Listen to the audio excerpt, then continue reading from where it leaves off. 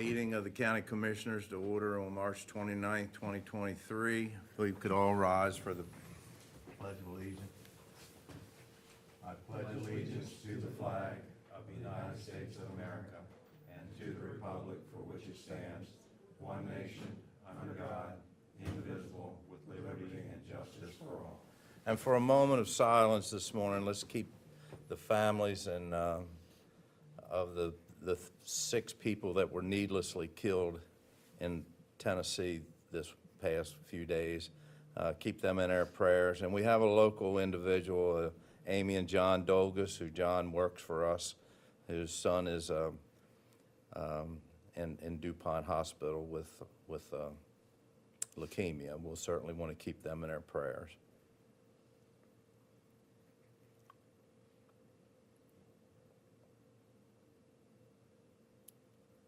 Thank you very much.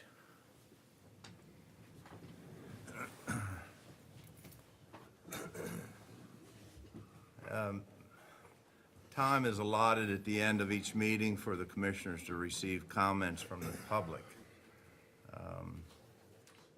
First public notice we have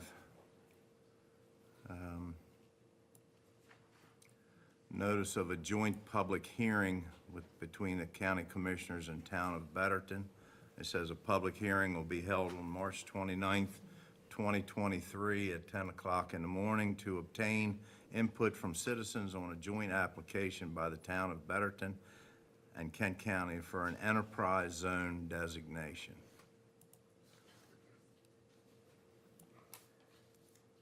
We have some consent items.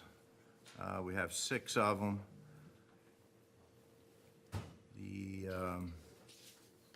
We have a regular session minutes of March 14th, 2023, a liquor minutes of March 14th, 2023, closed session minutes of March 14th, 2023, Maryland Department of Agriculture Mosquito Control Program, Main Street Rock Hall Raffle only, August the 12th, 2023, and the last one is Main Street Rock Hall Raffle only, August 13th, 2023.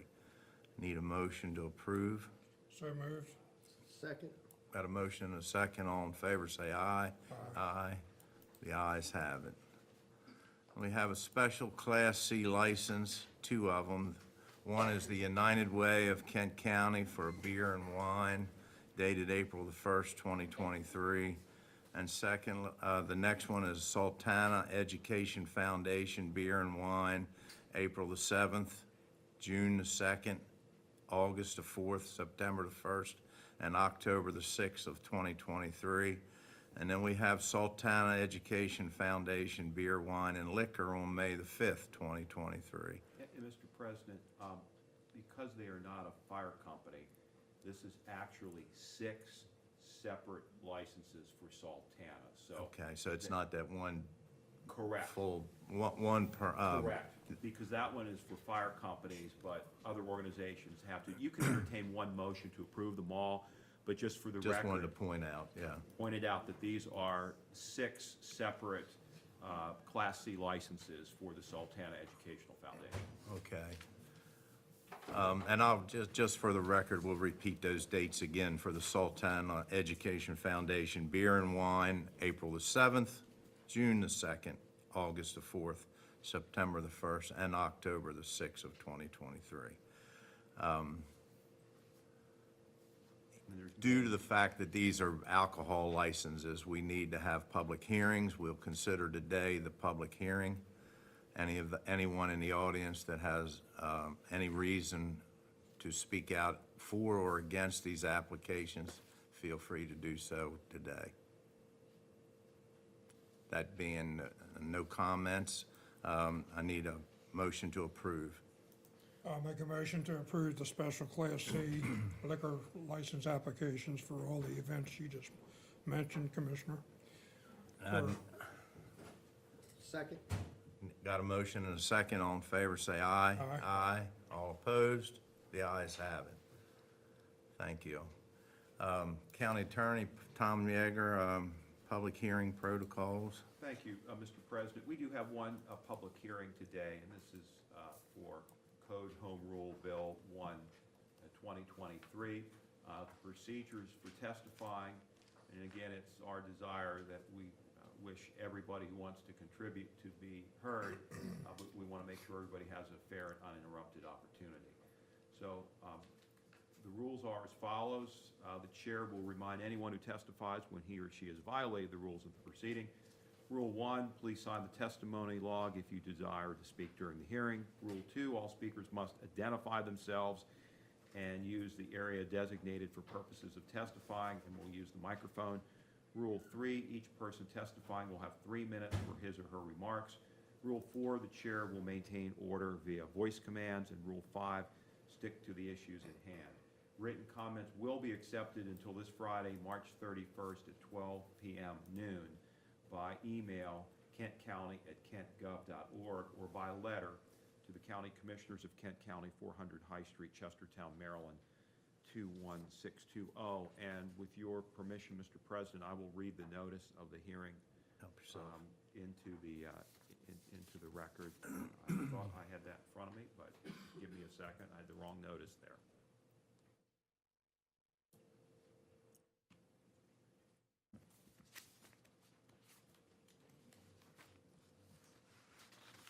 Aha, here it is right here.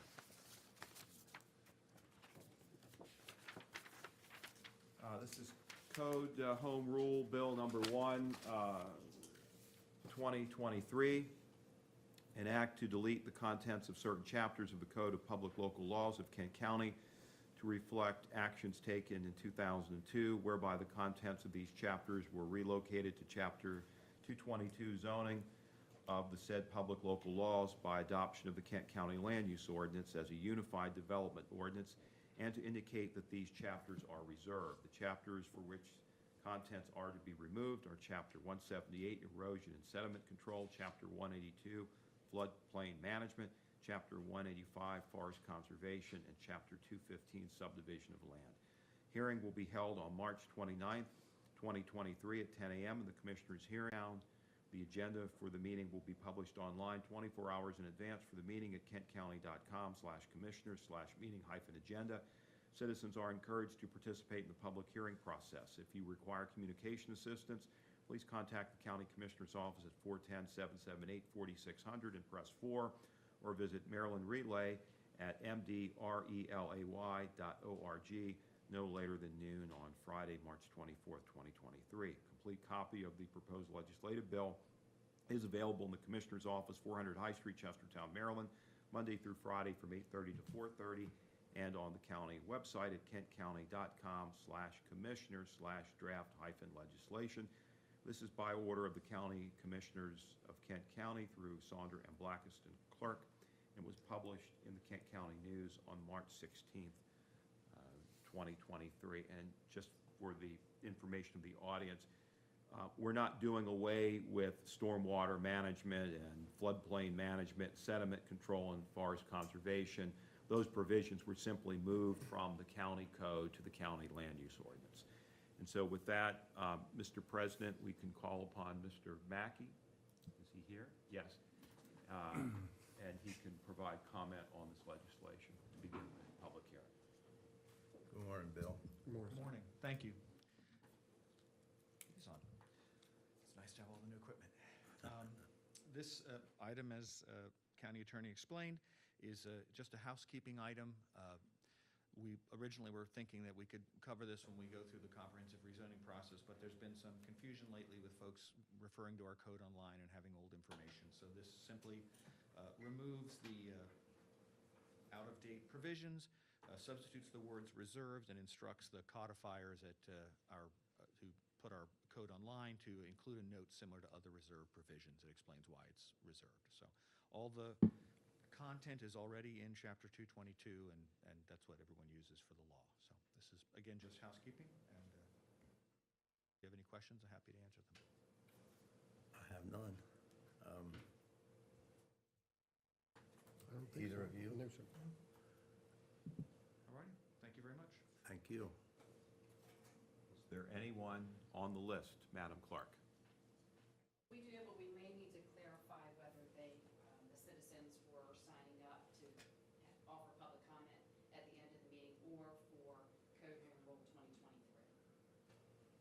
we have Michael McDowell.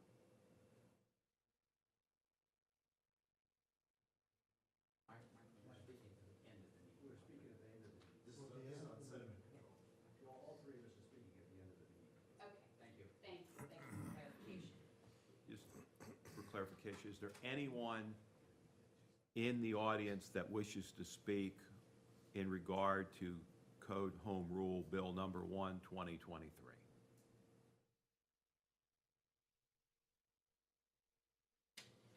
Okay, You can close the hearing. I'll make a motion to close the public hearing for CHR 1-2023, and for the record to remain open until the close of business on Friday, March 31st, 2023. have a motion, do I have a second? Second? Motion and a second, all in favor say aye. Aye. All opposed, the ayes have it. I don't, Mr. Dennis Hickman's on the agenda, but I think he sent a representative. Good morning. I'm here on behalf of Sheriff Hickman and the Sheriff's Office, and it is in regards to the Sheriff's Office purchasing a virtual reality training simulator. There was surplus funds from the FY '23 Police Accountability, Community, and Transparency Grant. We applied for that surplus funds through that grant for this virtual reality training simulator and received it. So we are requesting to purchase that and get a signature to go forward with purchasing the training simulator. State has already approved those funds for the county, for the sheriff's office to purchase it, so. Any questions? And there is no county match to this grant. No match. It's fully funded. They're paying Right. for it. Well, If there's no questions, I'll entertain a motion. I'll make a motion to accept and sign the Axon Enterprise Incorporated quote number Q 459397 45000.666 DF to purchase a virtual reality training simulator in the amount of $37,694.59. A Chief- second. Oh, I'm sorry. After we vote, I do have a question for you. Got a motion, do I have a second? Second? Now, any comment? So this training is going to allow the sheriff's office to do what, just so the public knows? So this, the grant has to do with police accountability, things like that. So one of the big things in policing now is de-escalation and crisis intervention training for people with mental illnesses, people who are, drug addicted, things like that. It's very taxing on the sheriff's office to be able to send people to that training, because usually those trainings are a week long. Those trainings put you in scenarios where you have to have a lot of role players. There's a lot that goes into having these trainings, so they're not offered that much, and then we have to send somebody, take them off the road for a week's time to send them to these trainings. This training simulator is putting them in those situations where we only need one, two, maybe three people to put them through this training. Now, and we haven't got the simulator to that, so we don't know exactly how it's gonna work, but it should be able to put them in those situations and make decisions based on what that instance or circumstance dictates during the training period. And it's gonna be a lot less, we won't take anybody off the road, because we're not sending them and cover shifts as far as sending them for a week-long training, things of that nature. So I think it's gonna help the sheriff's office be able to accomplish the goal of being accountable and having our people trained in de-escalation and dealing with people in different crises. Very good. And once this is in place, is this something that we can share with, like, Chestertown Police Department, with their officers, as well as Rock Hall? It is. Good, good. Thank you for the information. Okay, so we have a motion and a second. All in favor, say aye. Aye. All opposed, the ayes have it. Thank you, sir. You guys Do need we- a copy of the, Do we have that grant here so we can sign it so they can go ahead and act on this, or? We have 5 grants for you today, and one of them covers. Can we sign it now so he can take it back to the sheriff's office and go ahead and take care of it? I believe we already have it in the office. Okay. Do you have a copy already signed? No, I don't have a copy signed. If we could, because yesterday I spoke with your sheriff, and it's kind of urgent that you guys get this back. Yeah, we're on a little bit of a time crunch because with the grant you had, it was surplus, so it has to be used by a certain time, which we've got time to do that. However, the quote that Axon quoted us for the price for the grant to use expires. So once that expires, that price could go up, and then the county would have to pay money. So we're trying to do it so that there's no cost to the county. Okay, so if they got a copy of it, we'll go ahead and sign it right now. Is she getting a copy? Yes.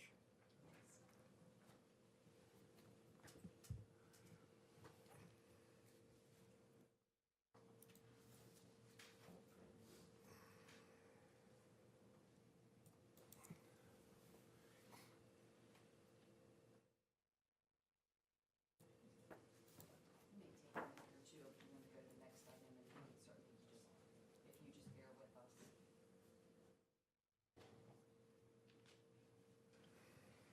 Got, our next departmental appointment is Captain Wallace and Officer Strickland, from the Kent County Detention Center with a request to transfer some funds.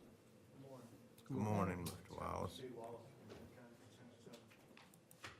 This morning I'll be asking commissioners to approve a fixed asset line of $24,385 be transferred to the prisoner food line. The $24,385 was budgeted for partial jail management system Cortex software for FY 2024. Because the system is 20 years old, the jail OMS system, and according to IT, needs to be replaced. The funding is to replenish the prisoner food line that has depleted due to significant fluctuation in the inmate population, which would decrease due to pretrial placement, causing the meal cost to increase per plate.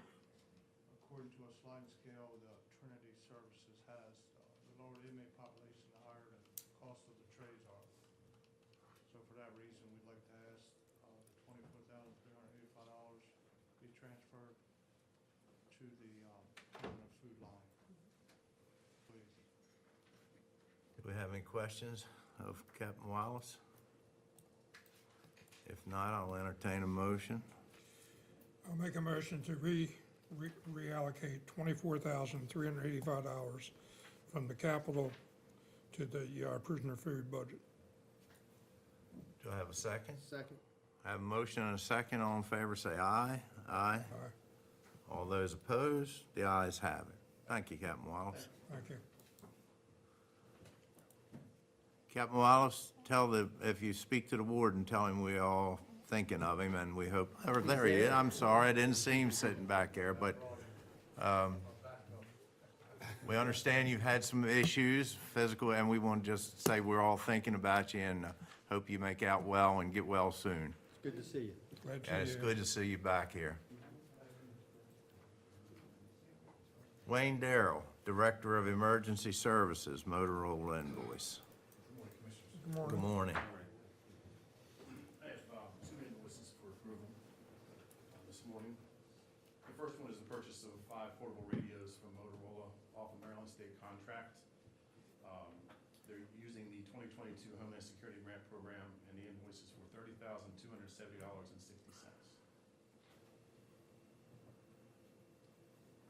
Any questions? This is a grant, correct? All but $2,200 of it is, we used up the grant, we had $2,200. 20, okay. Took from our $7,500, our radio fund. Okay. So I'll make a motion to approve payment to Motorola invoice in the amount of $30,270.60. Second? Got a motion and a second. All in favor, say aye. Aye. All opposed? The ayes have it. Thank you. Commissioner, the second one is an invoice for $40,268 to Motorola for our annual CAD monitoring service, computer-aided dispatch monitoring service. It's a budgeted item, requesting permission to pay this invoice. And this was budgeted, It's a budgeted, yes. right? Any other questions? So there's no additional cost or No. anything? Okay. Knowing that, I'd like to make a motion to approve the payment of the Motorola invoice in the amount of $40,268. Second? Got a motion and a second. All in favor, say aye. Aye. Aye. All opposed? The ayes have it. Thank you very much. Thank you, Wayne. Penny, our grant writer, and Brian DeGregory from the State's Attorney's Office.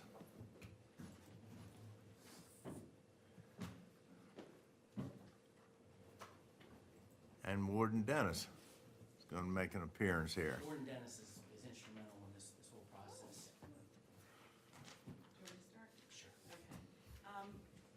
We have put together a grant application for a state's attorney's office comprehensive recidivism reduction project.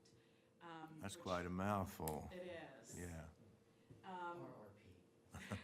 RRP, for approximately $200,000. Two major components of this project are staff people to operate this. And we have many components of this, which I'm sure Mr. DeGregory will explain later. But because of the benefits that we do need to pay employees, we estimate that it would cost the county about $11,500 a year to make sure, that would be if an employee came on board and they really needed all of the family benefits. One thing that I do want to add here is that we're going to be looking, not through this grant project, but my office, working with some other people, are going to be looking into negotiating a indirect cost rate for many of our grants. You negotiate that with the federal government so that it's normally around 10% that they will add on to your grant. And it's not for all of them, it's for some federal, some state, which would help eliminate what the county has been or does put in to make sure that people get full benefits. So again, we're asking for approval of the grant, but also approval of the two staff members that we would want to bring on, and then the county offering around $11,500 in benefits. And then I'll let Brian explain the importance of this program. Thank you, Penny. First, let me thank you gentlemen for giving us the opportunity to present this opportunity and project to you through this grant. I can tell you that, and I think Warden Dennis would echo my sentiments, both Warden Dennis and I, in different ways experience the impact or effect of recidivism on this county in regards to individuals that are in the criminal justice system. When Penny and I were first conjuring up, and Warden Dennis, because honestly this kind of came out of, or was engendered by conversations Warden Dennis and I were having, and how to approach this issue and address it to improve our justice system and also ultimately improve the life here in Kent County of all residents through the reduction of crime and the creation of productive citizens through this effort. So when Penny came to me, she just asked, what do you think the recidivism rate is in this county? And I anecdotally, just off the top of my head, said close to 50%. Well, I wasn't far off, and if you've taken a look at the paperwork or the document that Penny has prepared, it shows that that rate is upwards of 46% in this county. It's kind of at par with the state recidivism rate. And you know, from my perspective, and I think the warden's perspective, and anyone in the criminal justice system these days, that's kind of unacceptable in the sense that there's things we can do to lower that rate. And the goal of this program, RRP I'll call, instead of the mouthful of the Kent County Comprehensive Recidivism Reduction Project, which I just got out without screwing up, and I'm impressed with myself. But the point is, and we came up with that name because it is a comprehensive approach. And as Penny said, the key component to the project are these two individuals. Because what I have found in the process of prosecuting cases, when there's situations where someone is struggling with mental health, or struggling with substance disorder, or struggling in other ways, whatever it might be, that hinders them or their ability to, or gets in the way of them becoming a productive member of our community, although there are some resources out there, pulling them together has been the problem. So often I'm in the courthouse, or I'm in my office, or I'm in there banging my head against the wall. I'm reaching and trying to find agencies or people that can pull this together. The public defender's trying to do that. Warden Dennis is calling me and saying, how can we manage this situation? So why these two individuals are important? Because they will coordinate and follow through on these certain individuals that we point in their direction to address the issues they have. Now, we will utilize programs we have in place and agencies that are already existing, from Department of Social Services to Community Behavioral Health, to the past program that we have that you may be familiar with. That's the post-adjudication supervision program that we have that can divert cases from ultimate conviction if the person follows the rules of the program and completes the program. And there's other ways to do this within the court system itself, whether it be on probation or other programs that we may develop, because this request doesn't restrict us from what we are doing now. It also allows us to expand that and maybe to add new programs and projects as we go along and learn. So ultimately, the goal is to reduce recidivism rates in this county by 10%. And that's, I think, a goal we can achieve. And I want to go further than that, beyond the first year. And this is a grant that we can reapply for in coming years. So it's nothing that goes away where the county has to have to take over at the end of the first year. And it's important in many ways. And let's just talk, let's just get to the bottom line, which is important, I know, to the county and the taxpayers of this county and taxpayers in general. It roughly costs $120 a day to house an inmate at the Kent County Detention Center. We have about 30 inmates in the detention center as I speak that are there. They've been there for at least 30 days, and most of them will be there up to 3, 6 months, and some longer. So you can do the math at $120 a day, roughly 30 inmates per day with that cost. It's a significant amount that eventually costs the taxpayers. So pragmatically speaking, these efforts at recidivism reduction have a bottom line that's beneficial to the everyday citizen. Beyond that, the goal is to produce productive members of society. So you're producing people that are future employees, future taxpayers, individuals that will benefit the community as opposed to being a detriment to the community.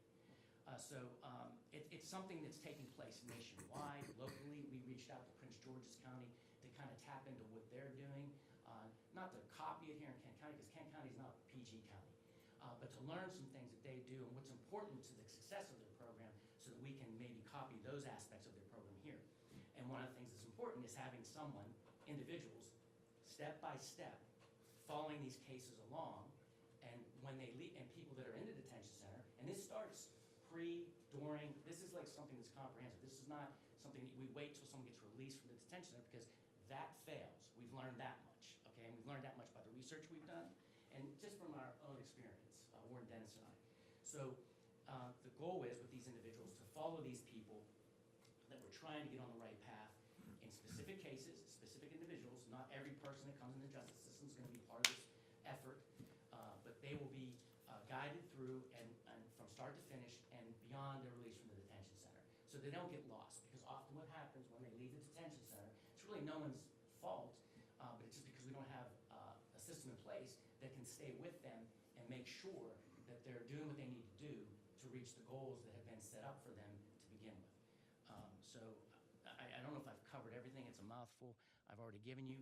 You gentlemen probably have a few questions. I'm happy to answer them. Maybe Penny can answer them, maybe Willie Dennis can answer them. But I think it's an important program, and I think that and I understand the cost of the $11,000, but I think, as I pointed out, the reward, the return on investment here is enormous, I think, for the county, and it's important. And I'll add one other thing, and I was provided some insight by a former public safety expert, Commissioner Price, and in regards to what we're also doing, what's part of recidivism reduction is we're going to also explore. This is not the last time I'm going to be in front of you, gentlemen, for a grant request. We're looking into grants to address the juvenile issue in the criminal justice system, or pre-criminal justice entry, where we can identify juveniles and get them the assistance they need and their families the assistance they need to get them on the right path. Because ultimately, recidivism doesn't just start when you get arrested or start when you commit crimes. It can start earlier, even before that. So if this is going to be comprehensive, we need to add that component. That's going to come later, because this grant doesn't really focus on juveniles, but there are grants out there, and Penny's going to be looking for them. So this is just the start of an effort to create an environment in Kent County in the criminal justice system where we can provide the assistance to individuals that qualify. And we will definitely vet certain cases will and certain cases won't. Certain individuals will and certain individuals won't. And that depends on a number of factors. But that's the goal ultimately. So I hope it meets with your approval. So any questions, please fire away. Questions? Well, I think you answered, I mean, the one I had was that this is going to be an ongoing grant that we are hoping, or is that correct? So that the county doesn't Yeah, they pick do, up. they do fund it, not now.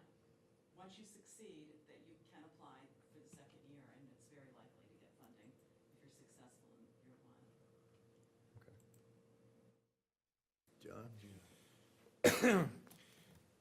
When I saw the agenda and looked at the supporting documents that were actually submitted, I have to admit, it raised some questions for me.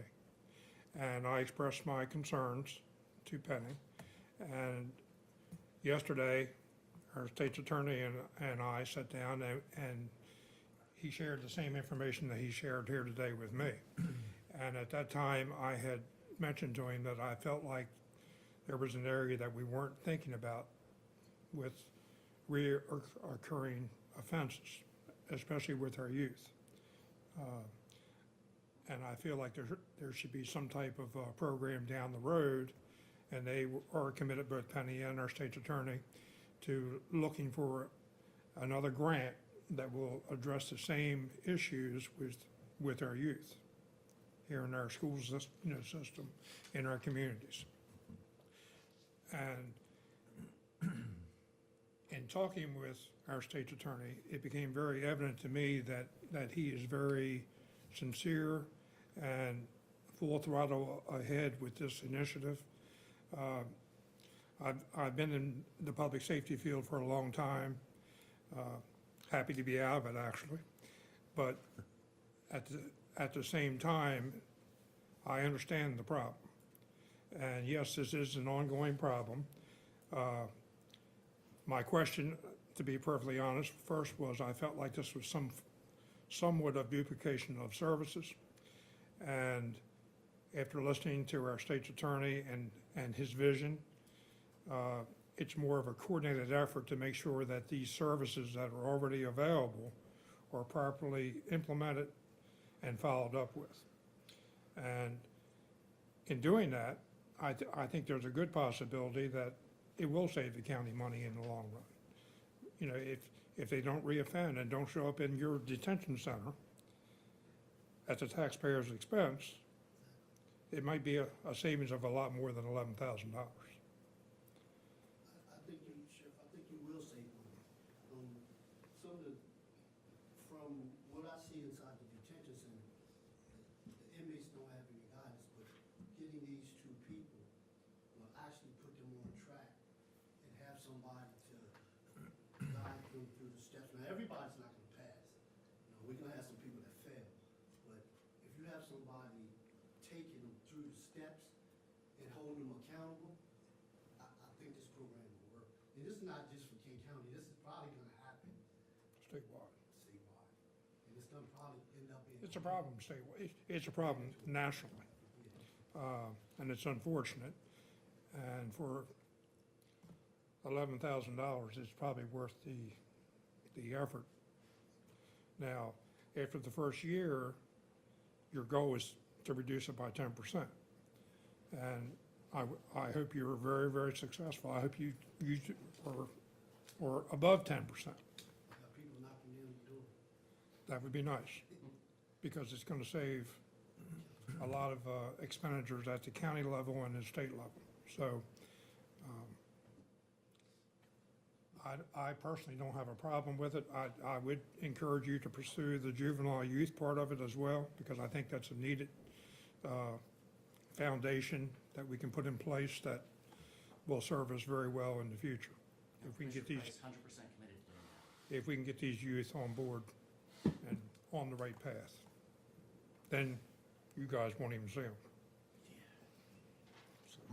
My only question, and I agree with I'm there. I mean, I'm going to support this as well. But these two individuals, do they then become county employees? Are they still are they state employees? My understanding, Commissioner, and maybe Penny can answer that question more direct, I think they're county employees, and under the supervision of the Office of the State's Attorney These are grant-funded positions.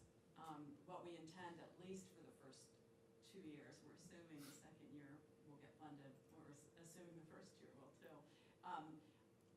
is that they are grant-funded positions. So it would be nice to be able to keep it that way. I guess my reason for asking that question, will they be spending, are they two people that'll be in the detention now, detention center for 40 hours a week, or they come when they're needed? They just, do you know how any of that works? I mean, I agree with the idea and the consent. I'm just curious of how it was going to work. Okay, the program manager will basically oversee the entire program under Brian DeGregory. And that person is going to have a caseload of about 20 people at one time and focus on diversion programming. So we're just gonna really at least double the diversion programming as it is now. And then there will be a caseworker. That person will be focusing on people who are incarcerated. And that person will be focusing on re-entry programming, which actually needs to start happening as soon as people are incarcerated. You just start the planning right there. And there's a lot of steps involved in this. We have workforce development, we have counseling, we have workshops, we have mobile crisis response, and we're really bolstering up the re-entry programming, because that's a little bit of a void right now in what we're doing. But they will be answering to our state's attorney. Yes. Yeah. And you'll be doing some evaluations and monitoring the workings of these individuals, along with comments from the warden and how successful Yes. things, yeah. Yeah, and not necessarily, well, to the extent that we're involved in a case, but we won't be necessarily micromanaging the day in and day out of, what we'll be monitoring is the success. The success. And the effort put forth by the coordinator and the case manager. Very good. And we'll know this time next year, when you come to us again to sign the grant, what the success rate is, correct? We'll have an idea. To be fair and honest, true recidivism rates, you typically wait. Well, we'll know what it did this year, for a year. We'll know what it did for a year, Right. correct. And then I can say that, and look, as an example, and one of the programs that's going to be bolstered and enhanced in part by this effort will be our PASS program. And and this is not, and again, not an exact figure, but it's, we have close to like a 42%, 44% completion rate in the program. That's people that don't bomb out. And then out of that completion rate, we have a 6% recidivism rate. That's incredible. And I say it's not exact only because that number was calculated by an intern I had in my office a year and a half or 2 years ago. So it's a little outdated.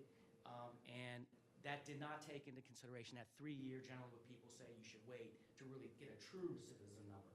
Nonetheless, triple it. It's far low, it's way below the state in our current county average. So what that says is, in those specific cases, when you make an effort to divert people, to give them an opportunity and take advantage of that opportunity, ultimately they have to want it. And that's why we don't have 100% graduating from the PASS program. We only have 42, 43%. But those 43% appear to be quite successful after they leave the program. So part of this grant, which I'm excited about, is going to help my office really improve and enhance that program. I mean, I can't imagine what we can do recidivism-wise there, and how that, I think, why I'm not only hopeful, but I'm pretty confident that we're going to hit that 10% here in Kent County with additional efforts that we're trying to make through this grant. Very good. Excuse me, sorry. That's all I had. I want to entertain a motion. The only other thing I'd like to mention real quick is that should there ever come a time that the state says they're not gonna play anymore with a grant, then we're going to really think really hard and long about whether we continue with it, because it is almost $250,000. And currently, in our current financial picture, with everything that's on our plate, and Brian, you and I spoke about that yesterday, Yes, sir. we may not be able to do it, continue to do it. So keep up the good work with the grant work. And having said that, I'd like to make a motion to approve the Comprehensive Recidivism Reduction Project grant submission as presented to provide an estimated $11,500 toward the benefits for 2 proposed grant-funded positions. And if the grant is awarded, and to sign the required certifications for the grant application. And I'm assuming that we'll take that out of the that $11,500 will come out of the contingency fund. I would say the general fund, because it'd be a recurring expense. It's not a one-time cost. Is it something that could be taken out of contingency funds If they've got currently? it in their and then- budget, that's And then fine. put it in but your if- budget? But if they don't, it's gonna have to come from a different, Yeah. You don't currently have the 11,500 anywhere in your budget, do you? We do not. and nor does the detention. Then we'll have to take it out of contingency for this time. And then make sure it's in your budget for FY '25. Yeah. We will, and hopefully by then, we'll have the indirect cost rate. That I had to turn to that page because I can't remember it. Hopefully that will be something that we'll be able to apply, and therefore there won't be a cost to any agency or the county at all. Very good. So we have a motion and, Second? have a motion and a second. All in favor, say aye. Aye. All those opposed, the ayes have it. Thank you very much and good luck with your program. Thank you. Hope you're successful. Thank you, Commissioner. Penny, you got a few more. A few more. Yes, you These are do. a little quicker, I think. So we have applied for a second year of a PACT grant for the Sheriff's Office for equipment for a total of $202,735 at no cost to the county. And I'm just asking if you would approve and sign the certification so that we can go ahead and submit this grant. It's for body-worn cameras and vehicle cameras, as well as the upgrades, the cloud-based footage storage, training, installation, et cetera. We're asking for funding for all of these things to make sure that everything we need will be there. Any questions? And this has a lot to do with the police accountability, That's what it is. It's the second which is year. mandated. Yes. If there's no questions, I'll entertain a motion.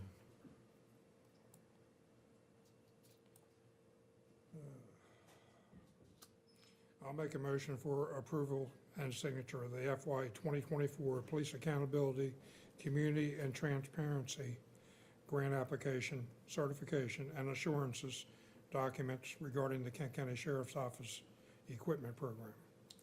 Got a motion, do I have a second? Second. Motion and a second, all in favor say aye. Aye. All opposed, the ayes have it. Okay.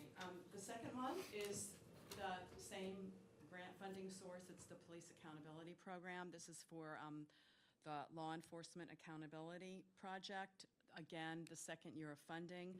What's different about this year is that the county would like to fund a half-time administrative specialist position who would also work as the mandated victim advocate. And that, as this whole program is mandated, we're looking at a maximum cost to the county, again, for the benefits that are over the 30% that the grants pay, of $11,285 for fiscal year '24. The total that we're requesting from the state is $96,980.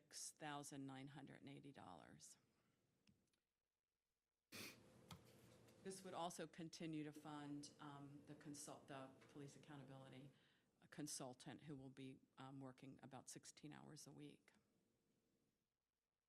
Any questions? So in the future, this benefit cost, is that something that we could, That's what my goal is to, for the grants that allow indirect costs, my goal is to go ahead and add that 10% on top of what you're asking for. And it can cover numerous things that need to be and this is a common practice with governments and nonprofits? And correct. And the whole idea of it is they want to give you grants to do programs that you need to do, but they don't want to burden you. They don't want to put any burden on the grantee, which is happening. So that's why we want to go ahead and negotiate the indirect cost rate. Any other questions?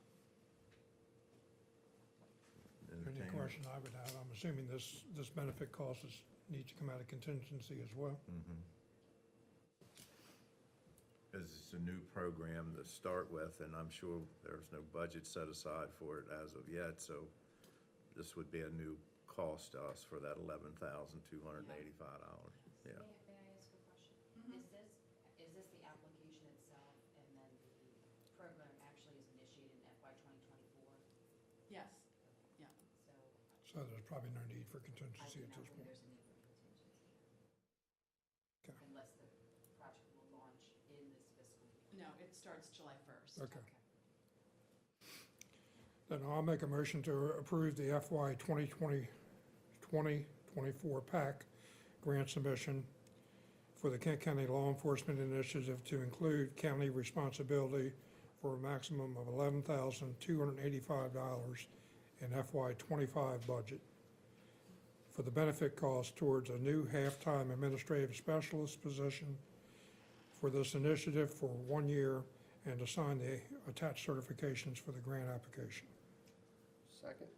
Got a motion and a second. All in favor, say aye. Aye.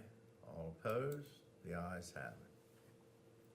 Okay, I'm gonna go backwards a little bit because you don't have, this doesn't require signatures. It's just approval of the surplus funding for the Sheriff's Office FY '23 PACT grant of the $37,694.59 for the virtual reality training. It's just a simple formality to ask you all to approve that funding. That's going to be paid for by the grant. Correct. They've approved it. We had initially, I think, received around $30,000, so they've added another 37. We're going to have about 4,600 left over from the FY '23 grant because of the issue with the vehicles being on back order, so we could not get the camera.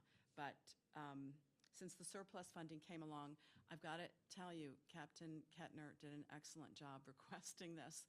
I want to use him in the grants office if I can. He did a fabulous job on asking for this funding. Very good. Any other questions? Do I entertain a motion? You need a motion for that? Yeah, to approve the surplus funding. Okay. I'll make a motion to approve the surplus funding as described. Second? Motion and a second. All in favor, say aye. Aye. All opposed? The ayes have it. The last one I have is also for PACT FY '23 surplus funding.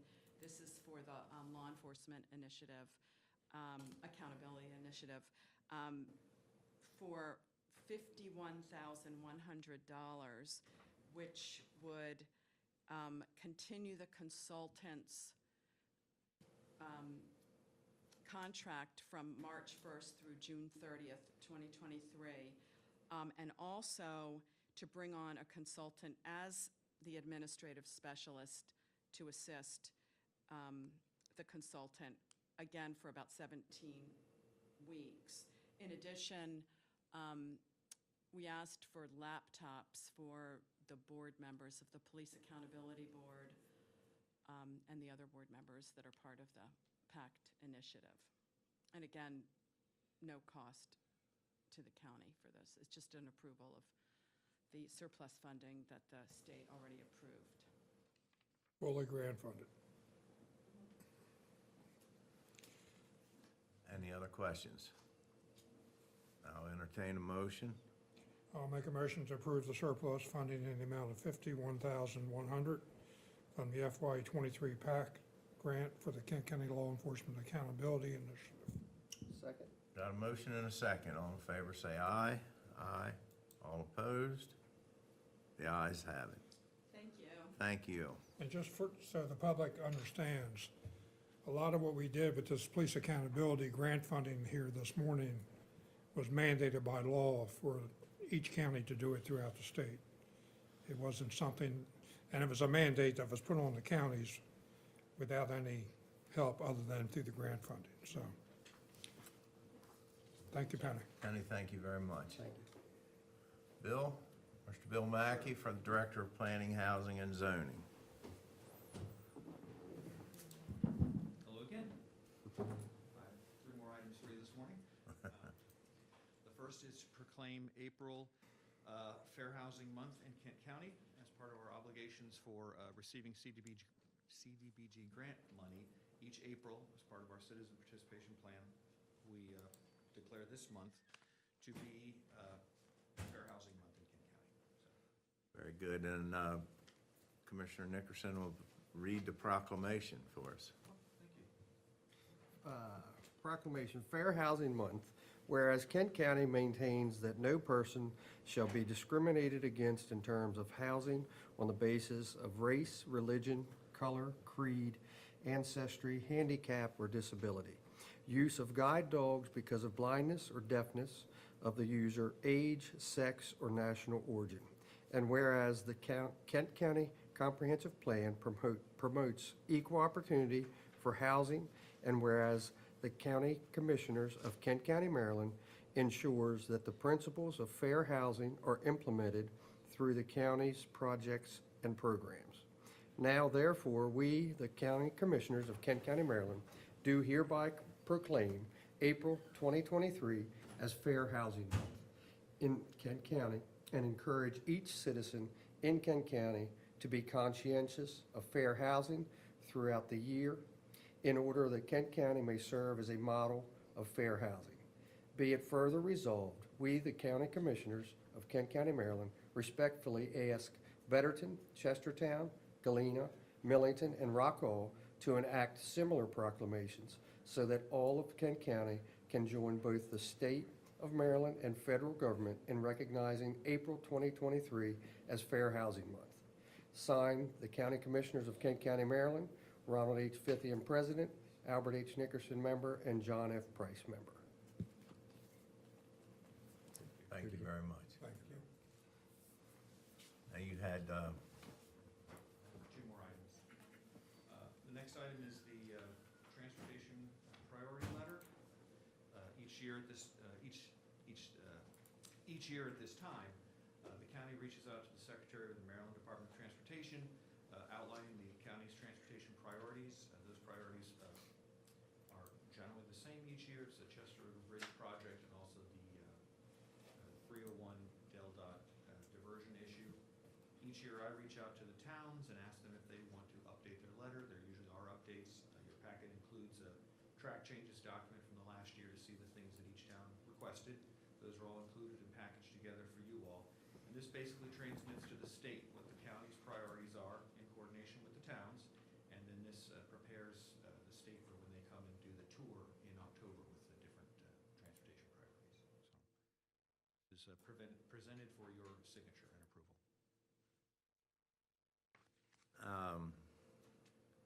Nettie, I've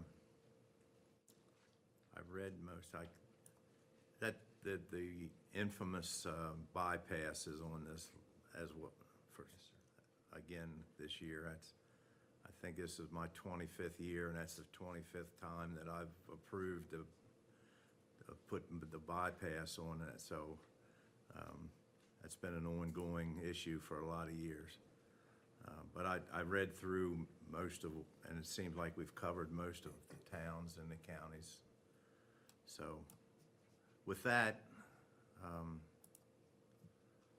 need a motion. I'd entertain, if there's no questions from my colleagues, then I'd entertain a motion to approve the priority letter.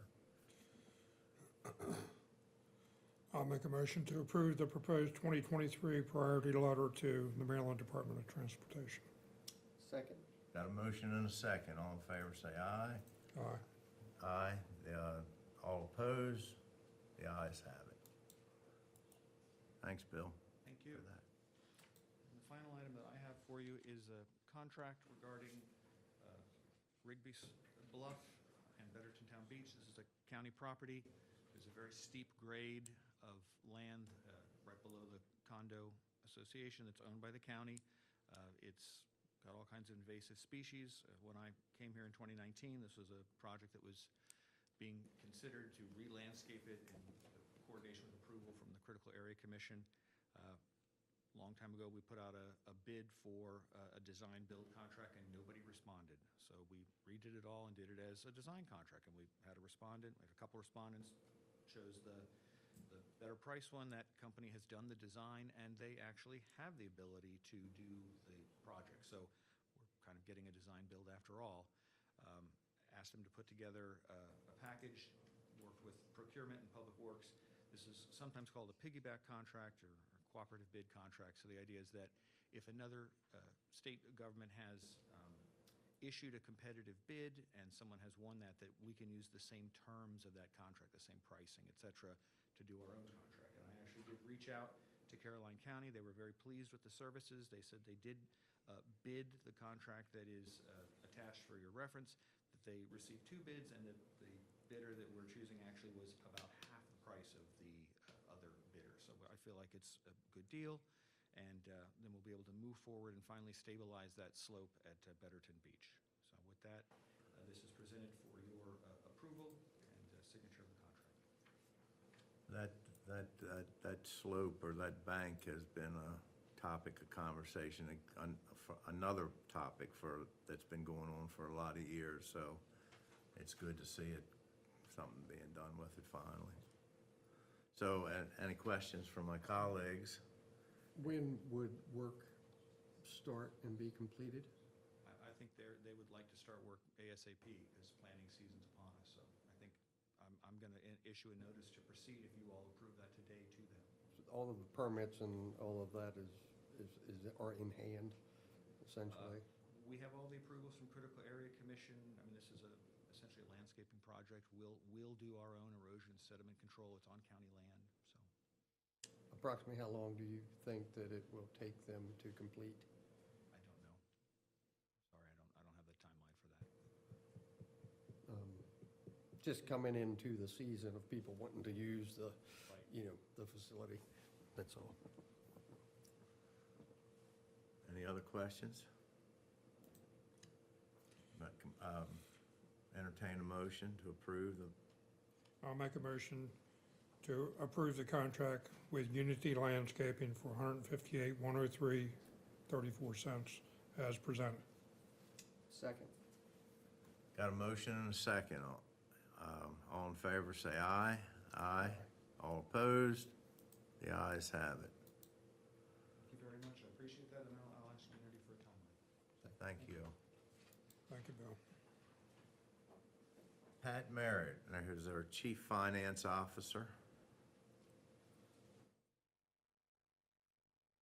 How are you, Pat? Good, how are you this morning? Good. Good morning. Okay, so I just have one item for you this morning. Recently, we've decided to move forward with the Public Safety Complex project. This is a large project for us, and we're going to need to secure funding from the public bond market for this. So in order to participate in that process, we're going to need the services from a financial advisory firm. So we are recommending to use Davenport & Company as our financial advisor. They have a contract that's been competitively bid recently. Several counties have piggybacked off of it. You can see their rates are attached to the 12/21/22 contract change in your packets. So we're not sure exactly of the hours, but we're asking for permission to sign an engagement letter not to exceed $60,000 for this project.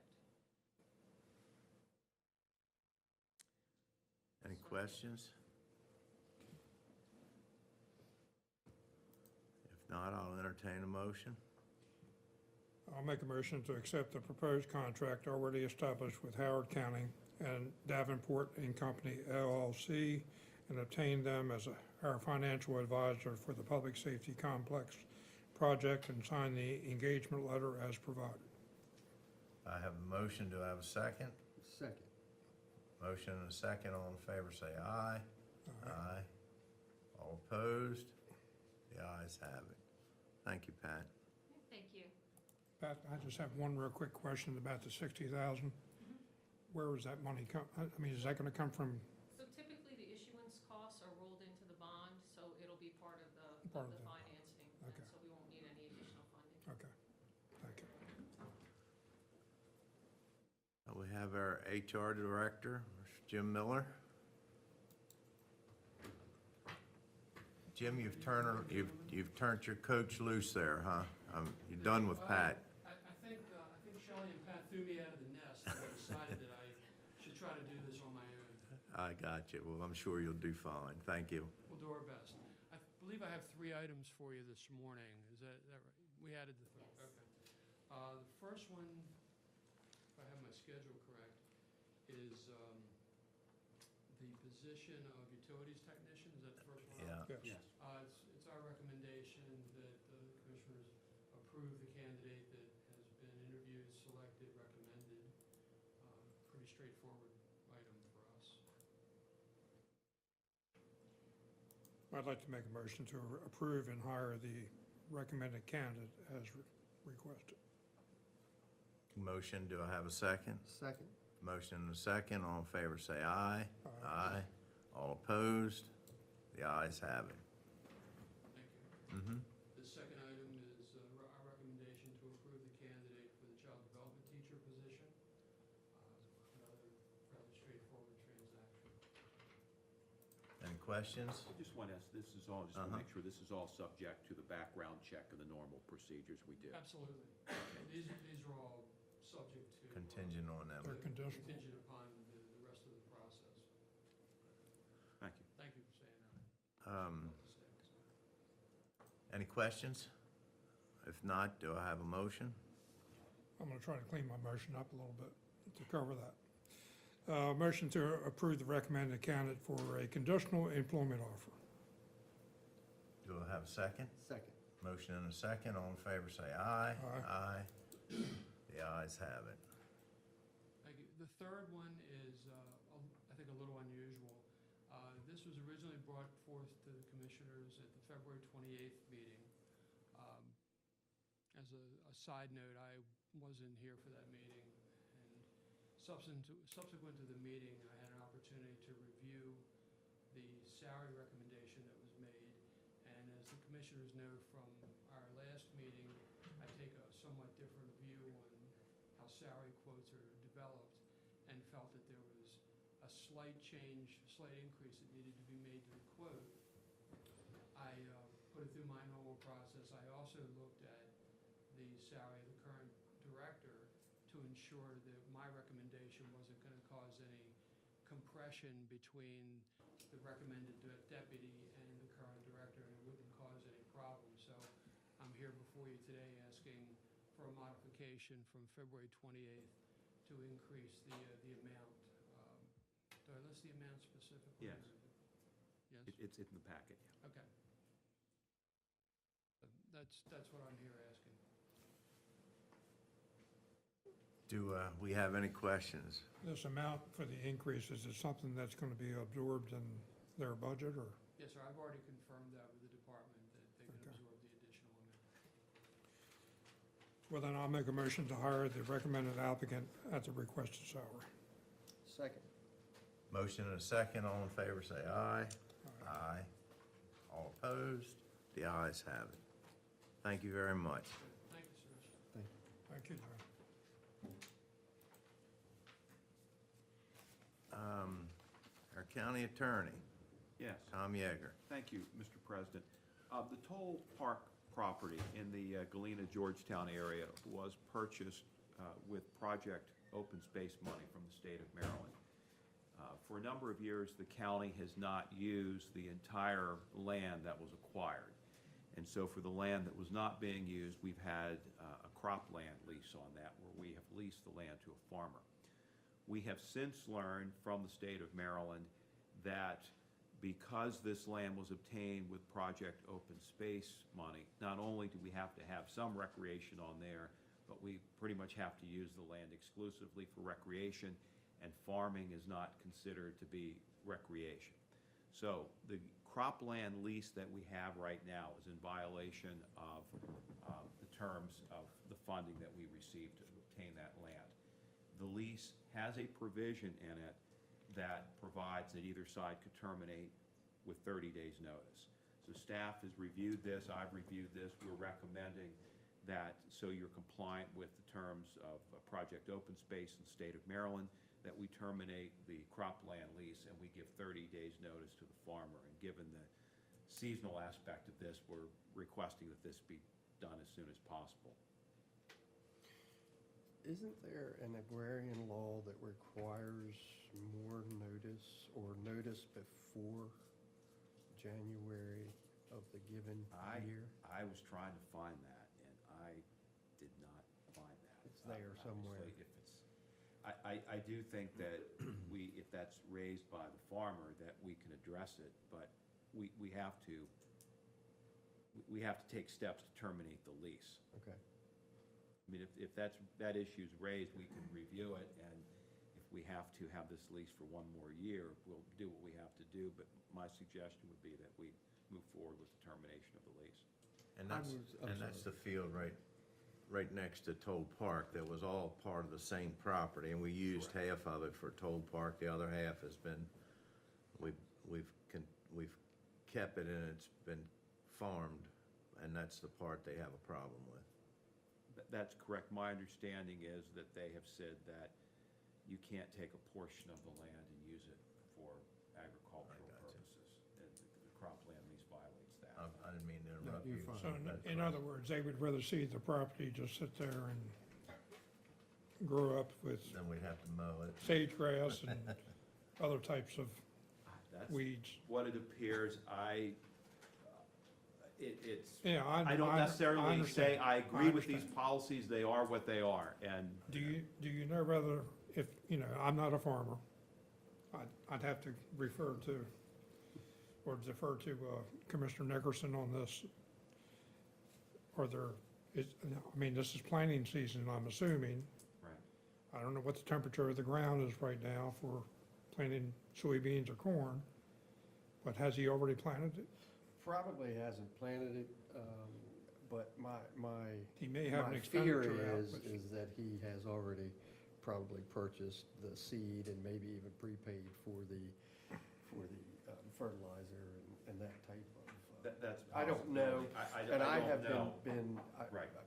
Right. I asked Tom, there is, and I don't know but I, in the past, got and had to, we purchased a farm, and we didn't notify the existing farmer before January 1, and there is was an agrarian law that required you to notify whoever is farming the property as of January 1, so that they don't purchase the seed and fertilizer and stuff like that. So- I think where we are is But it was, I don't know whether Yeah, it's still. we got this notice from the state. Right. My understanding, I only recently became aware of it, so I believe it was after the first of the year we received the notice from the state. If that's the case, I will, and the farmer raises that, I'll look into that and see if there's any way we can resolve that issue, and also see if there's any exemption for government. I mean, we're kind of on a state mandate. I was gonna say, I guess, I think, I guess I would speak for myself. I mean, I think it's unfortunate that we have to do this at any time, really, since we're not going to use it. But I would also, would think that we probably need to look into see if there are any other programs that we can enroll this piece of property and the one in Turner's Creek in, if there are any open space programs that the state, provides grants for or something like that. So it just doesn't sit there and become, Exactly. I agree, Exactly. there could be a way to see if maybe we reimburse the state for something. I don't know if that's an option or not to free up the property, but I understand completely what you're saying, that there is a ball field there, but there's land that currently the county is not utilizing, and I'm rather than assuming having that- it sit with nothing on it, utilizing it for agricultural purposes seems to make sense, but I don't make the rules with respect to Sure. the state of Maryland in these programs. I assume that, the idea is that eventually, one of these days, if growth takes place up there, that we'll expand that park when needed, then we got the room to do it, but. Right, and that's why we put the 30-day notice in the lease, for Right. that. So we're not bound by that. I do agree, I think that if we waited until the middle of the growing season or after the farmer had planted crops and terminated, I think the farmer would have some cause for reimbursement from the county on that, because he can rely on that lease. Listen, we're not talking about a pile of money here, it's 20 acres at, probably 1,500. I don't know what we get out of it, but I would just present him with this issue. If it causes him an issue, then Right. we'll let him plant it another year. Look, Right. it's been going on that long and been happening this way for a lot of years, so it isn't like a life or death situation. If he has an issue with it, then this will be his last year. Right. And that'll give him plenty notice, and I wouldn't have a problem in trying to justify that decision, that we didn't, maybe we were wrong, but we certainly didn't want to put the farmer in a bad position, so. The recommendation would be to give him the notice now and see if he is damaged by that, then we can address that, at time. Right. is that something that can be added to the letter of notice? That if he isn't, I don't generally suggest that. well, no, I- but I mean, if he's really gonna plant that field, and I suspect he was going to, he probably, like Commissioner Nickerson said, he probably has already invested in seed and fertilizer and, Yeah, and Or we maybe- we don't know that. I mean, I would think that we send him the notice, and then if he has those expenses, he would come to us and say, hey, I already made these investments for this year. I hope he's watching. So that, because if he really has, I would wanna see invoices and everything else. Not that I would distrust what he's telling us, but, he would need to justify to us that, in fact, he has these expenditures that need to be reimbursed. Or we do what Commissioner Fithian suggested and let it go for another year, and I think we could justify that. I understand what you're saying, what they Right. want, Yeah. and I'm not opposed to that, but I really don't, it's poor timing. I agree, and that's why I said if It we're needs to gonna be done. terminate, we need to It do needs to it be done, ASAP. yeah. Right, and I think you send him the notice, we're compliant with the state. If he has expended money already, then we can bring that back, and you can decide how you want to address it. I Okay. understand you want to be fair to the farmer, Sure. Absolutely, and I think that's a reasonable position to take. okay. Okay, then we have to, I'll Put go ahead and that- I'll go ahead and make the motion to cancel the cropland lease agreement associated with the 20 acres of land at Toll Park. Second. motion and a second, all in favor, say aye. Aye. All opposed? The ayes have it. You have one more, Tom? Yes, the next item I have for you is the revisiting of the request, and if we could have Mr. Moles come forward. There was a property owner in Tolchester that had requested sewer, and under the current policy, which was adopted about 10 years or so ago, this property would not qualify for sewer. It's not in the district. There's not a main that actually abuts this property. And the concern that we have is essentially twofold, and these run together. One, from a legal standpoint, if you were to violate your policy and issue an allocation for this property, then you're going to have to treat other properties in a similar way, that you would have to grant similar requests. And my understanding from talking with Public Works Director is we couldn't accommodate that because we don't have the capacity down there right now to do that. And then there would be other cost considerations involved. So the staff recommendation is for you to uphold your original decision with the denial of the request and not grant a sewer allocation to this property. And Mr. Molds is here to provide further explanation, and he also did prepare a memorandum for you that outlines his position. Do we have a lot of, do we have some additional allocation? I assume we're not Right now, completely out. we have capacity in the system.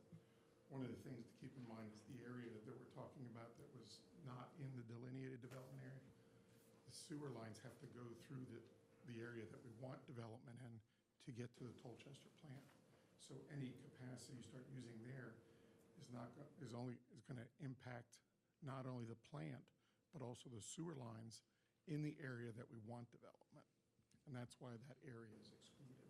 Now, does he have access to a sewer line? Could he, if we were to grant it, could he, at his expense, is he in a position where he could hook up to the system? He would have to run a line, get permission from the HOA to run it through a paper street to try to get to one of our sewer lines. So his property does not abut one of our sewer lines? Does not.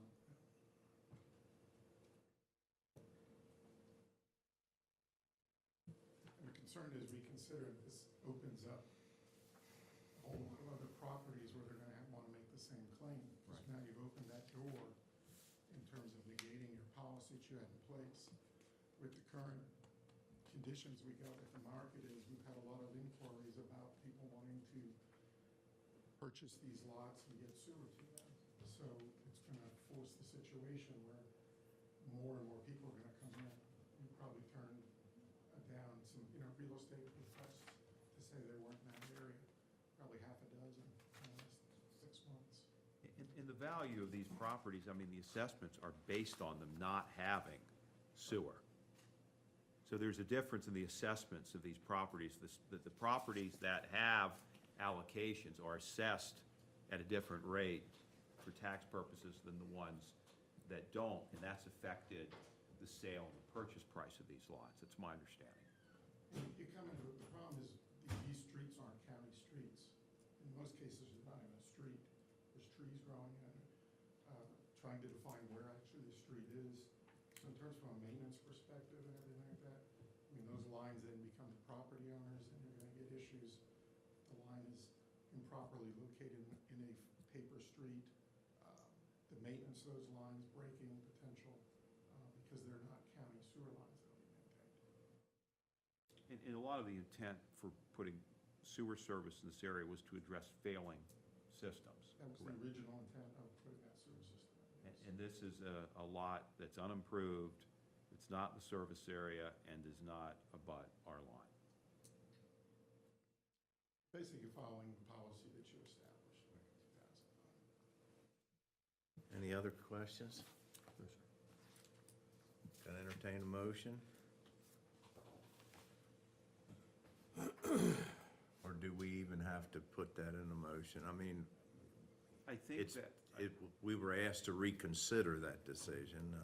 Yeah, and I think that the property owner is requesting that this go to the commissioner's level, and my belief is that if the commissioners do not take action to deny the reconsideration, that the property owner is probably going to continue to make appeals to the Public Works Director or seek to bring this back up before you. So I think for some finality, you would need to make a decision at your level to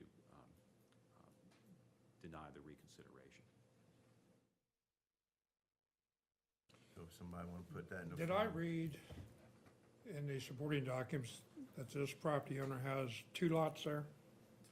It's either 2 or 3. I think he bought a bunch of adjoining lots because the lots themselves are very small. And one does have allocation? No, None of No, them. there's something else. There's a Okay. different, I know what you're referring to, but that was another issue that Okay. we're talking about, I think.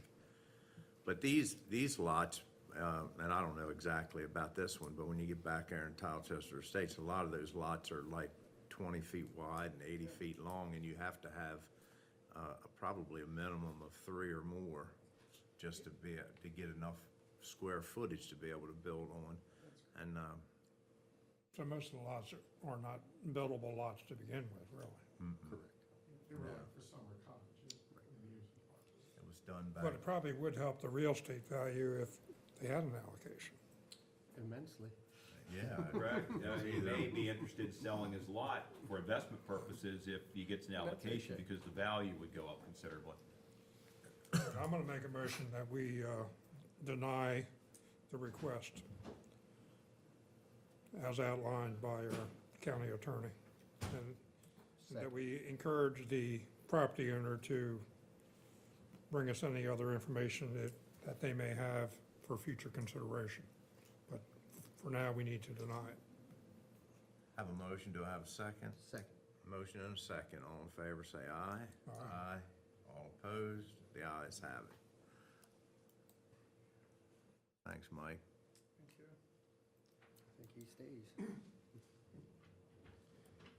All right, I guess I'm next on the agenda here. The first item I have for you today is a request for an allocation transfer. This is the one you're thinking of. Okay. The requesting approval based on a written request by a property owner to transfer an existing water and sewer allocation from property located on county tax map 28 parcel 11 to map 28 parcel 275. Both properties are owned by the same person. The transfer is conditional upon removing the existing water and sewer service provided from the adjoining parcel 12, which is the parcel in between those two, also owned by the property owner, and providing a new water and sewer connection to the county lines on Wharton Road. And that condition will be enforced through the building permit process and occupancy approval. Do you have any questions on that? No, I don't have a problem with this. No, sir. So I'd like to make a motion to approve the transfer of one water and sewer allocation in the Wharton service area from property identified as M28P11 to M28P275 on the Kent County tax map, with the condition that the parcel 275 be served only by a water and sewer connection from the county service lines on Wharton Road. Have a second? Second. Motion and a second, all in favor say aye. Aye. All opposed, the ayes have it. And the property owner is aware of that condition as well. Okay. The second item I have for you is an award of a contract to Asphalt Maintenance LLC to perform the renovation of the Millington Recreation Facility tennis courts and parking lot. The contract will be in the amount of $148,170, and we have $172,000 in grant through the local parks and playground infrastructure grant to cover the cost of construction. Any questions? So just so the people, the public, this has been grant has already been received and. Yes, it's, without PPI, it's a reimbursement. A We spend the reimbursement, money, we okay. get the money back. Okay. This will include renovating the 2 tennis courts and resurfacing the adjoining parking lot, and then as part of that parking lot redo, there's a basketball net there. We're gonna put in a half court in so kids can practice for the next tournament. Any further questions? I do have just one real quick question. Pickleball is becoming a big thing. Will that be accommodated on? As I was gonna say that. I'm just curious. Everybody knows. Yeah. Yes, we will provide lining for a pickleball. Okay, great, court. perfect. We won't don't have the net, a lot of people that are playing, they'll drop the tennis net a little bit more.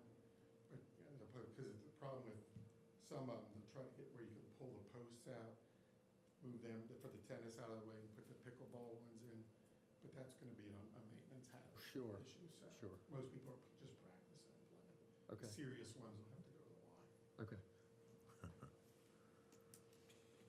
All right, I'd like to make a motion to approve and sign a contract with Asphalt Maintenance LLC as the lowest responsible bidder in the amount of $148,170,000 for the renovation of the Millington Tennis Courts and parking lot, which will be 100% funded by the LPPI grant number 14-12.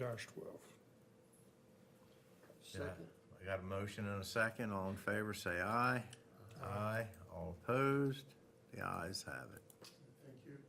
Just a note for you, you had action to ask for fencing to be put up around Turner's Creek Granary. The contracts is out there today, so putting that. And has the fencing been taken down to Daisy Drive, or we're leaving that up for that 30-day period to when they can then go in and clean up the ashes that are left from the fire? Yeah, we had redid the RFP when the decision was made to do the burn, and then we had to wait until the burn occurred so that the contractors could see what they had to take out. So that's been advertised and in the process of being bid. So by the time the 30 days is up, we'll have a contractor ready to go. Okay. Mike, I have one question that maybe you know the answer to this. On Mallard Drive, I met with some citizens there the other day over some concerns, and it's a county road there. And it's either an easement or a right-of-way on the right-hand side or left-hand, I think it's the right-hand side of the road. And there's some equipment that's been put there by someone who lives in the area. Does the county own that property, or is that the property owner, and the county just reserves the right to use that easement? I have to look at that. I mean, is it a sewer easement that they were referring to? No, someone has put up a camera, A camera? and Okay. they feel like it's a privacy infringement, and they're very concerned about it.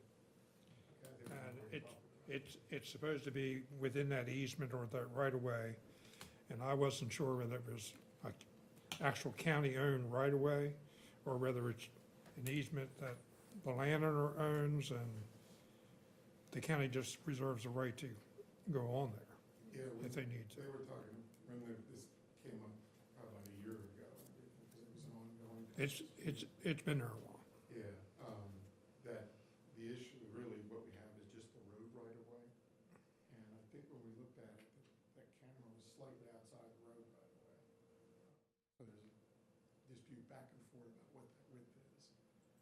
We can take another look at it. Maybe he's moved it since we talked about it the last, but I can check on that. If you could have somebody just maybe check it out and just let me know what you find out. But,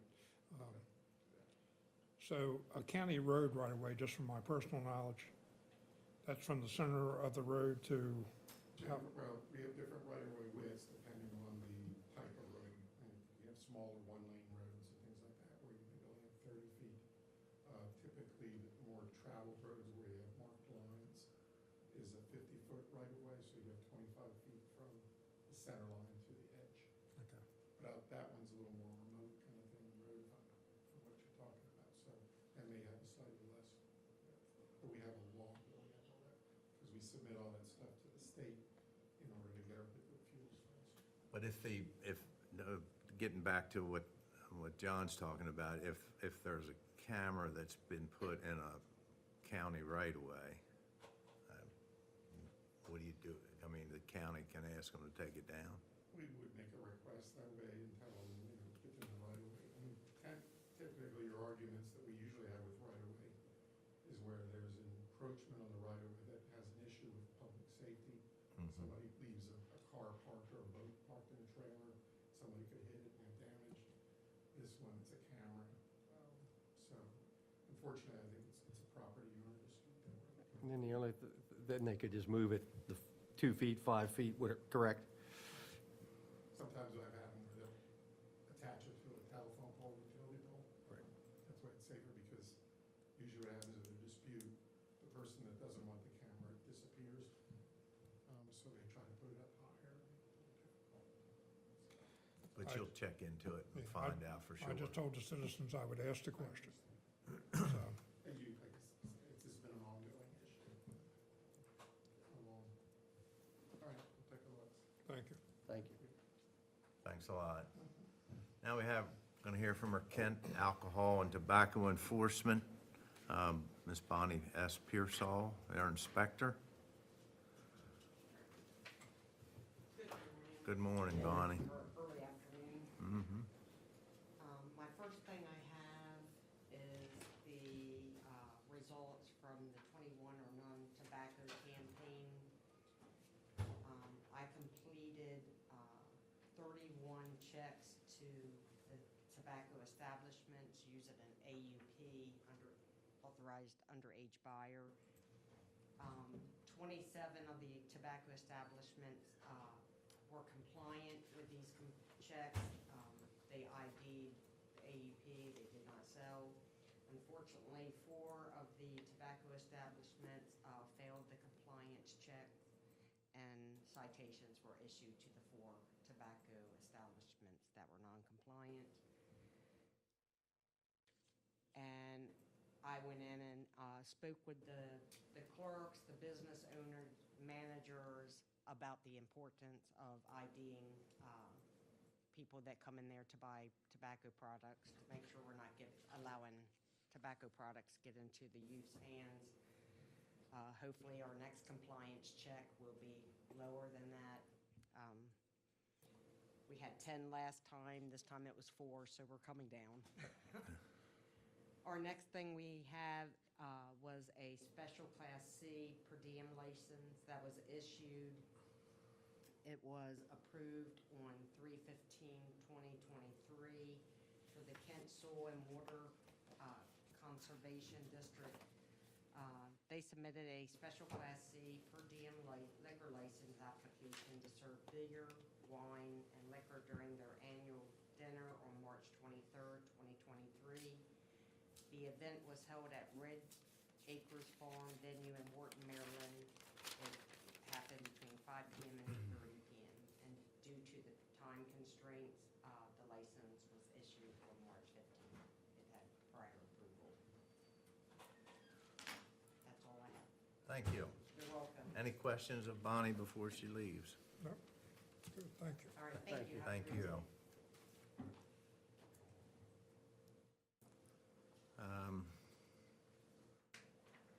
I guess we have a thank you letter from the, let me see, the historic.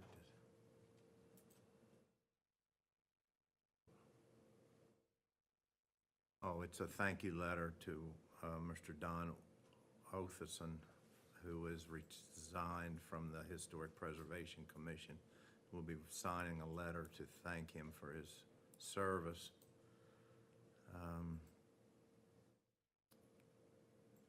And then Ms. Hope Clark from the United Way has requested a letter. Did we get? So these were report outs. The first one was the Historic Preservation Commission. The gentleman was stepping off of that commission, so the board normally acknowledges service to that member.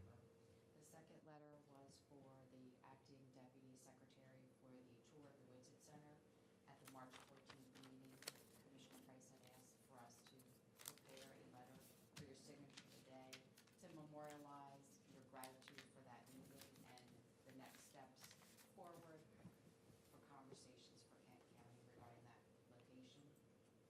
And then the last item was a letter that Ms. Clark had requested outside of a meeting in order for her to apply for a grant. So this is just a report out that all those things occurred. Very good. All right, now it's time for public participation. If we have list of people that have signed up?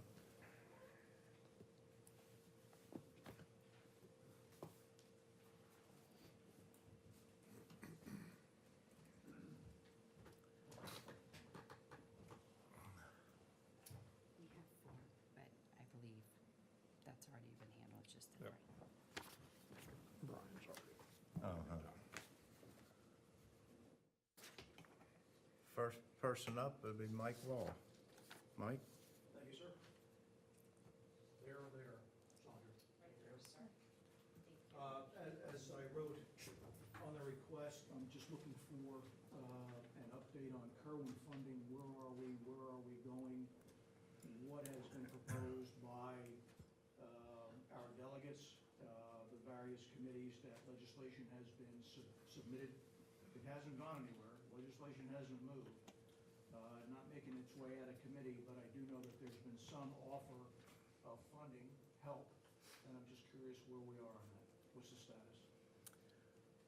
Well, I guess what I would say is that until the session ends, we're really not sure where we're at with this Okay. thing. But I'm going over to Annapolis again tomorrow. What's the number, of that bill, there's a bill being heard over there, but it's about the, giving each county $150,000 or something like that to hire someone to oversee this mess. That's, I'm sorry, it's House Bill 1196. 1196? Correct. That's it. But as far, I mean, we hearing rumors that they've sent $250,000 our way. There's been no formal, We haven't heard anything formal yet. And we've got, 2 or 3 more weeks of the session, so nothing to report until that time. We're sort of all waiting to see what's coming out of it. But, I just keep reading. I read an article somebody cut out for me the other day, and from the county executive of Prince George's County, who just says the same thing that I've kind of been saying since the election, is it's not something they can do, and it's just too expensive, and they have $165 million additional expense in PG County because of Kerwin. On top of their normal budget, they've calculated it's gonna cost PG County. Now, they're bigger than us, a lot more students, they're $165 million on top of that's the article that they're looking at. We also have the same thing with Queen Anne's County. The superintendent just submitted their budget, and even she said the same thing that this is unsustainable, that this is not sustainable. And look, neither one of those counties that you just mentioned, whether it be Prince George's or Queen Anne's County, either one is hurt anywhere close to the percent that we're hurt. Right. I mean, we are, out of 23 counties in Baltimore City, we're number one as far as, I mean, they're talking about education funding, of which we already donate like $18 million. They want that increased by 65%. Yep. I mean, you just can't Can't do it. can't make it up. But we're going through what they're asking us to do, which is we've hired lobbyists. They're working hard at it. I will vouch for. We've been over there testifying. We've met with Senate President, Speaker of the House, one-on-one. Then we met with the delegate who's chairman of the Appropriations Committee and Barnes. And we John and I testified on that bill that our delegation put in there, which I don't think is going to go anywhere. And Albert and our lobbyist at the same time was meeting with the Senate President and Speaker of the House. But until that sine die takes place, Mike, I'm not sure we have anything to to talk about, I'll still send and my nothing has really jumped out as, "Ooh, that would really help." I don't hear any of that. I mean, $250,000 when you're talking about increasing education by $1.6 million every year for 7 or 8 years in a row. Like raising Kent County's taxes by 5 cents a year, 6 or 7 years in a row, one straight there. I don't know how you, There is discussion, and I forward you guys a lot of these articles. There's 10 or 11 counties over now on the Western Shore that are finally speaking up that this is unattainable. But you don't see any of the leadership saying anything. You don't see Ferguson, you don't see Jones, you don't see the governor, standing up and saying, wait a minute, time out, let's take a second look at this because this is financially unsustainable. Nobody's doing anything. There's a lot of complaints. and God forbid nobody over there will say, Oh, yeah. maybe we made a mistake here or something, and we got to redo this or reconsider this. Reconsider it at least. Yeah. And you talked about the bypass. The General Assembly just moved money, which they have the right to do now, in the governor's budget. The governor put $500 million towards funding of Kerwin, and they increased that, the General Assembly increased that to $900 million. And that's coming out of transportation projects. That's exactly where they're taking the money. So they're shuffling money. They can't increase the budget, but they can shuffle the money around.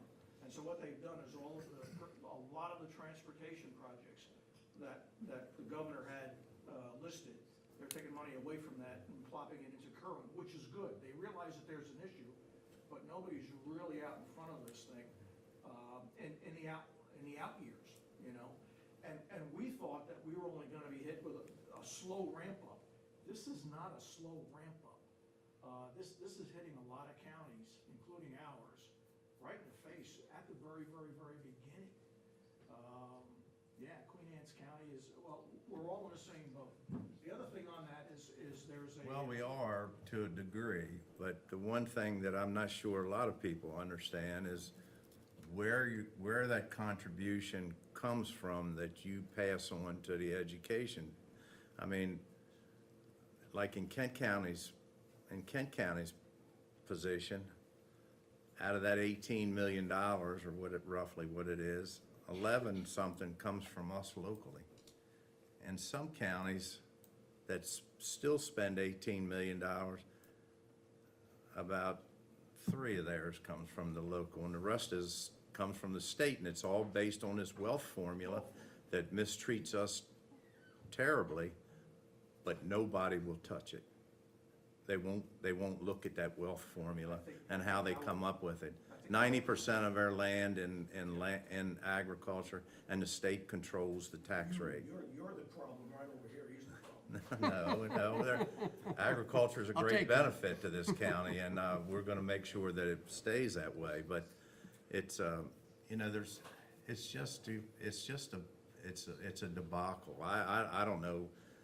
I really believe truly that 99% of the people that voted for that Kerwin had no clue what was in it. They just knew that it was requested by a group that has a lot of votes, and that's what they did. And now they're finding out that they got a tiger by the tail, but nobody's going to admit that there could have been a mistake made. That's what I see. What's scary is that the Department of Legislative Services can't put a new estimate. As we have discussed previously, that the cost of Kerwin is a moving target. In a phone call I made to the Department of Legislative Services, I'm being redundant here, they said, yeah, we have a new estimate, but it's worthless because the cost of Kerwin keeps on moving. We know it's going to cost more. We just don't know how much more. There have been estimates of double the $40 billion, and it may be closer to $80 billion with a B when all is said and done. It's just not sustainable, as you have been saying, everybody has been saying from the very, very beginning. You take $40 billion, divide that by the 2.2 million households in the state of Maryland, and that's $18,000 per household. That is totally unfeasible. That is not sustainable by anybody, that they would put that cost burden on the households in the state of Maryland and not do anything. What scares me is that, as we have discussed, there's nobody, not even our delegates, and they're at a disadvantage because of political party preferences. But nobody over there is really making a solid argument of, let's stop this, let's review this, let's take a look at this. And it's something that you have said quite often. Annapolis is a one-size-fits-all mentality. Education here in Kent County is not the same as it is in Montgomery County, PG County, Anne Arundel County, the big 6, big 8. And yet that's what they're implementing. Yeah, they paint the same, paint every county with the same brush, Same and it's, I mean, Kent County is no Montgomery County, and it goes on and on, but anyhow, I appreciate you staying up on it and asking about it. It's the biggest issue facing all of the state of Maryland right now. So we're kind of holding our breath and waiting to see what happens after the sine die and the session's over with, and then we'll be able to evaluate what's been done, what hadn't been done.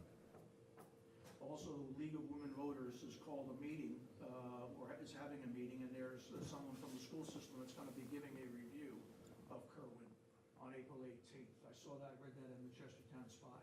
I didn't know if you guys were aware of it, but there is going to be a meeting where someone is going to talk about Kerwin, the 5 pillars, give a general review.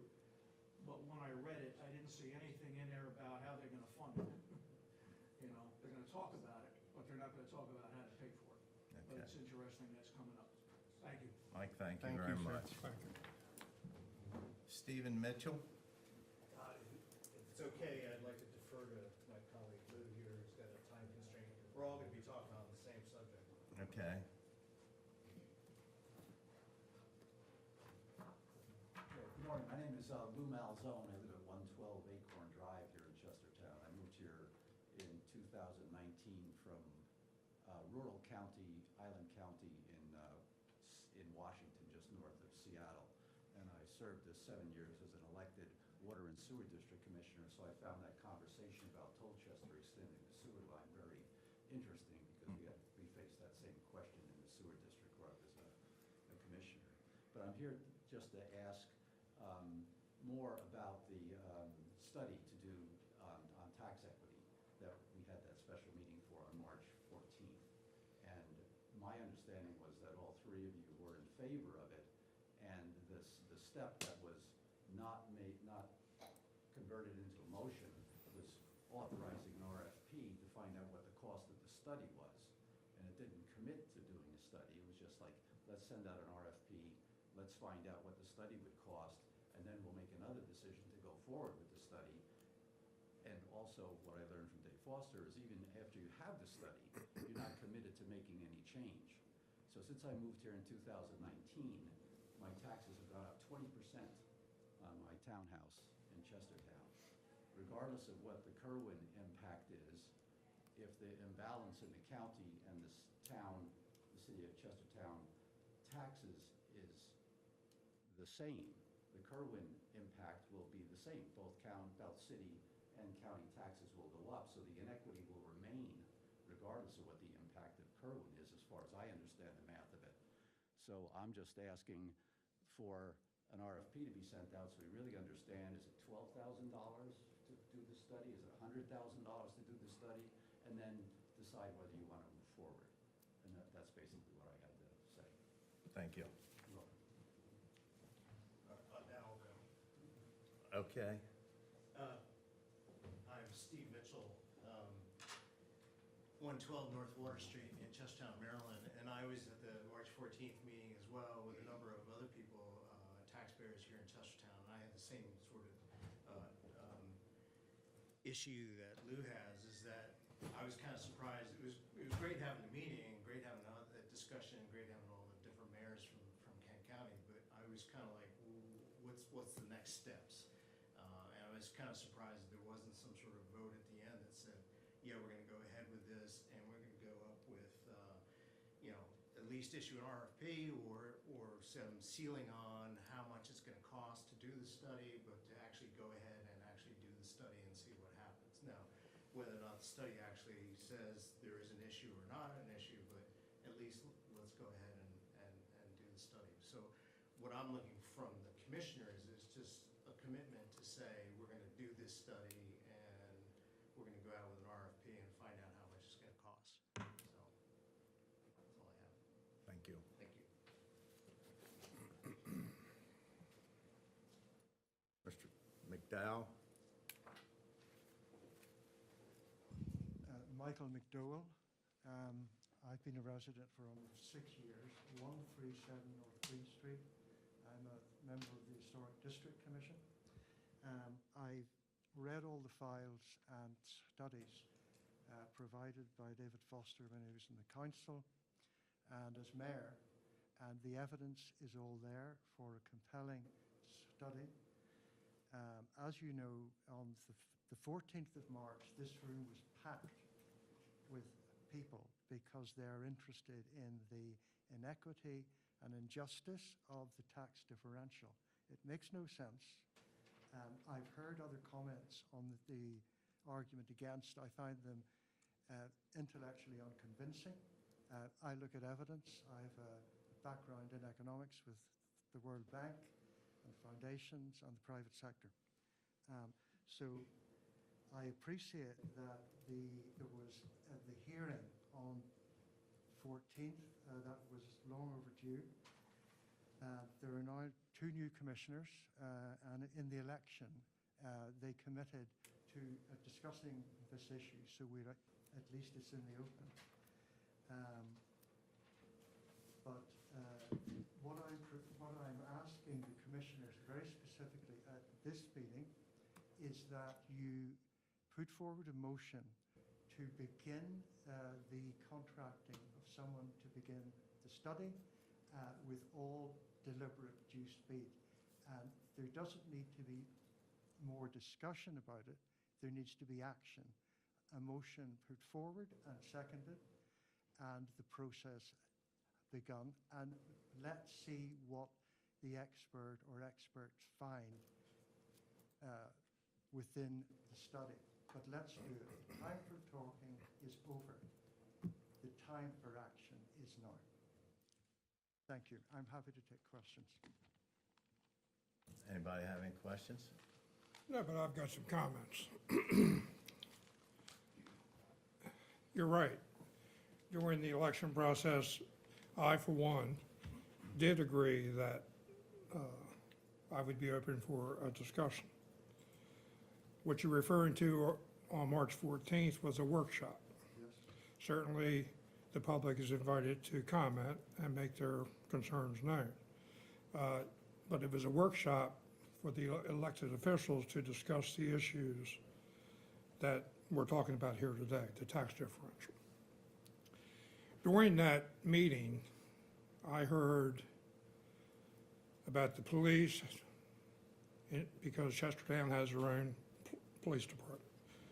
Probably no one up here knows better than I what type of services that the county sheriff's office provides to the town of Chestertown.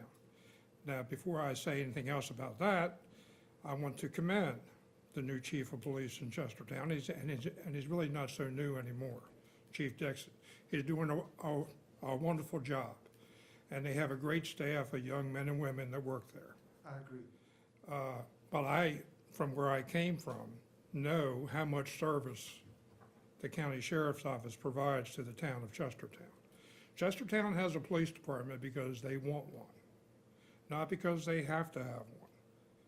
And the mayor and I have had this discussion before. I'm not suggesting that they do away with their police department, because I think it serves a very good role or of responsibility within the town, especially with all the special events.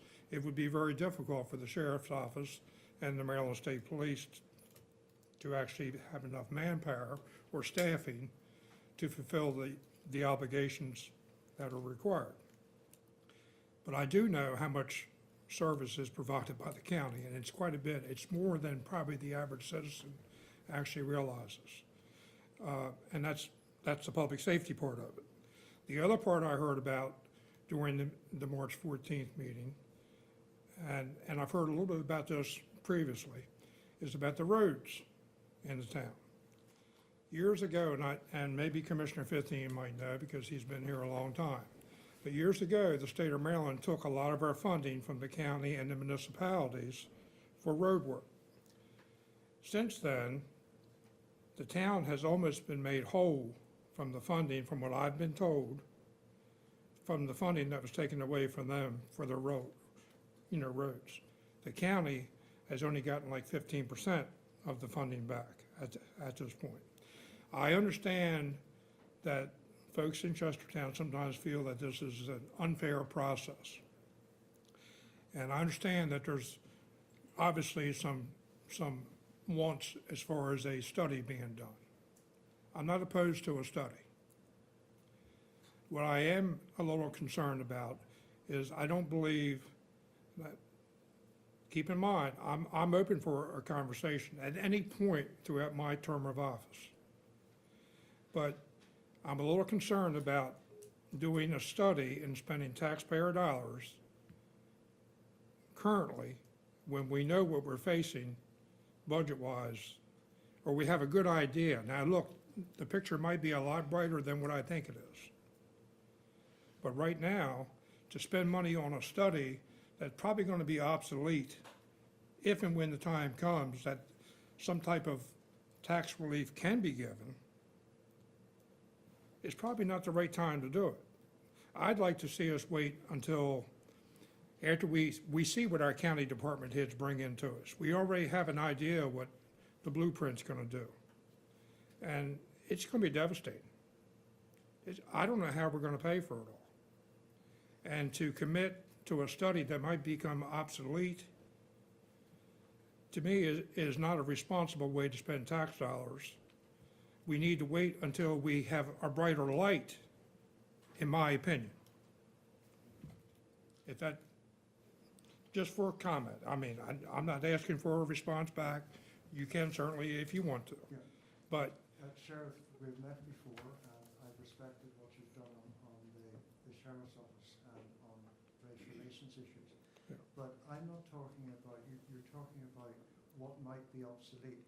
I'm interested not in the theory. You can't say the study will be obsolete. You need to do the study in order to have the evidence which shows it's either obsolete or fully irrelevant. That's illogical. And so I agree, but that study costs money. Services, one quick question, and the mayors Sure. are far more up to date on this. We also supply a lot of service from the fire department establishments in Chestertown to the county. So it's not a one-way street, it's a partnership. And we are not equal partners on this policing issue and the differential tax issue. And that fire department you're talking about, you realize that we donate about $100,000 every single year to that fire department of the Chester Towns, don't you? Yes, Okay. I noted your comments the last time, but I find your argument unconvincing and cherry picking in terms of what the town does on fire and safety. But I don't want to belabor this, but there is overwhelming support in the town for this. You haven't conducted a poll. I would hope there would be overwhelming support anywhere in the county for any type of tax relief. Yes, but I live in Chestertown, so I can speak. I to understand. that. You're out in the county. I don't think any of you live in Chestertown, do you? No, I don't. Well, I do. So it's very good to have the discussion, but I'm not hearing that you will propose a motion or second it to begin the study. Well, That's first of all, even if we made a motion to do a study, each one of the mayors and councils, from what I recall from our meeting, were maybe even interested in participating in actually funding the study. So, I mean, these mayors that were here on the 14th don't have the ability, I don't think they do anyhow, to say, yes, we're going to give $10,000 towards the study. Veterans going to give 10,000 or what, they have to take it back to their leadership, to their elected officials, just like we do here. We have to discuss it and decide whether or not it's going to pass or not. So yes, the conversation has started. But in a time when the county is in such financial scrape right now, now's probably not the best time to get a study that you know, I don't have a problem with the study. My problem is paying for the study when the numbers that are presented to us aren't going to be really of any value 2 years from now, if the picture's brighter. I'm telling you right now, I don't think the picture's going to allow us to even think about doing it this year. In terms of cost, I have been a consultant doing economic studies, and I don't think you're looking at that much. You look at what was paid in the past, say you even multiply it by 10. What are we talking about?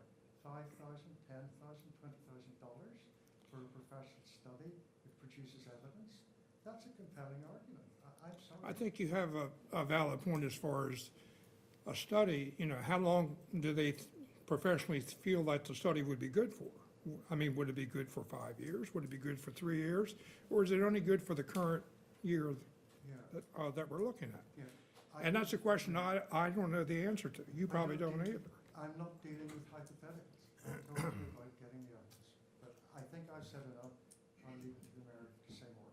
Thank you. Thank you very much. Thank you.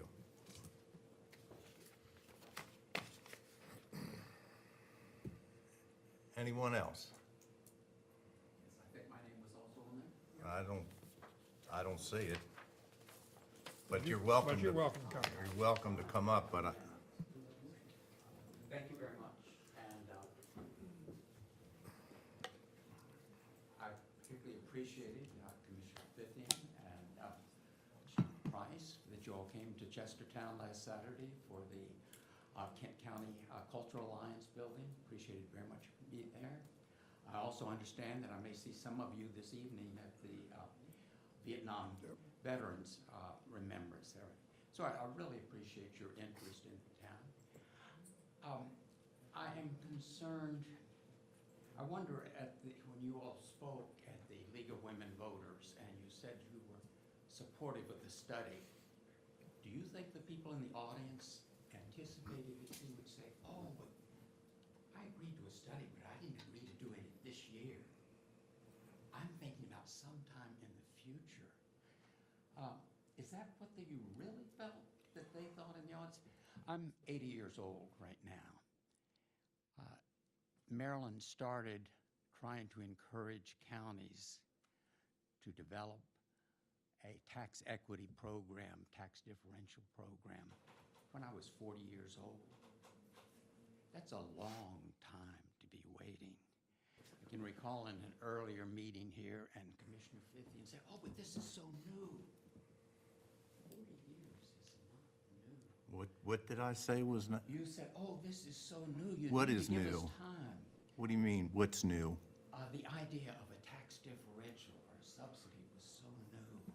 Well, I So guess we it's go back relatively to that. new when you think that there's been a county in town for, what, 100 years? And we're just now discussing this, so I guess if I said it's new, that is relatively new in the scope of how long we've been doing business the other way. Our country is approaching its 250th anniversary.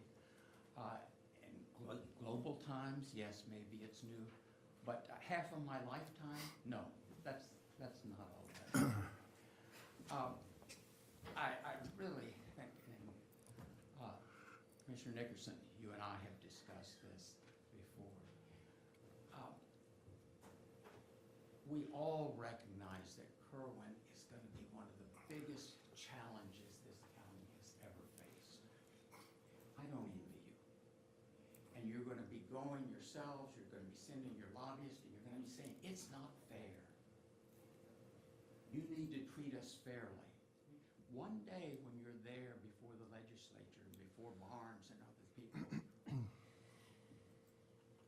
I wouldn't be surprised if they turned around and said, are you treating your towns fairly? You waited all this time and you haven't even done a study, and you're going to be asking the state legislature for fairness? I see Kerwin as like a storm, and you faced more storms on water than any of us. I know that.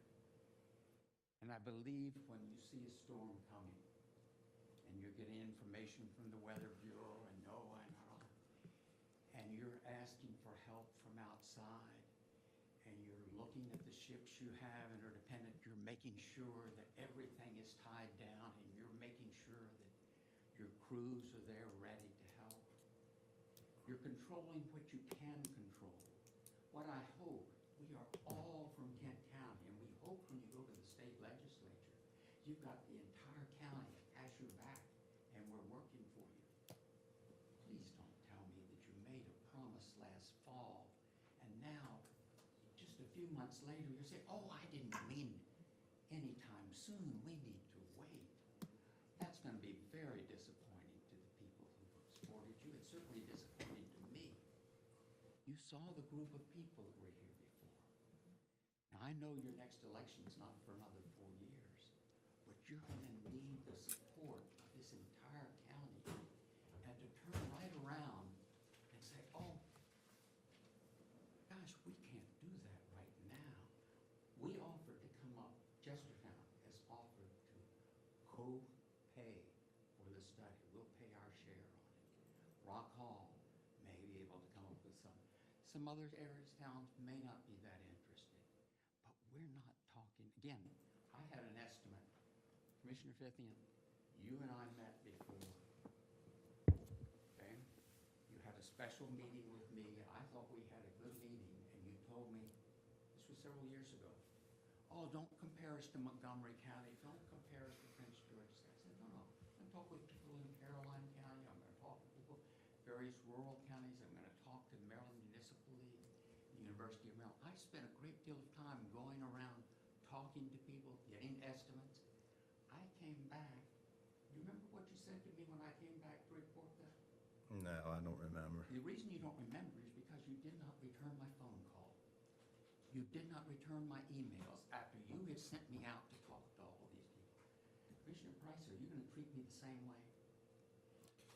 I'm going to respond to what you said when you're done, Well, I think maybe I'm... because I think you're a little off base there. Okay, please show me where I'm off. Well, I don't want to interrupt your My chain of main thought. point, if I had one main point to make, is that we need to work together as one county.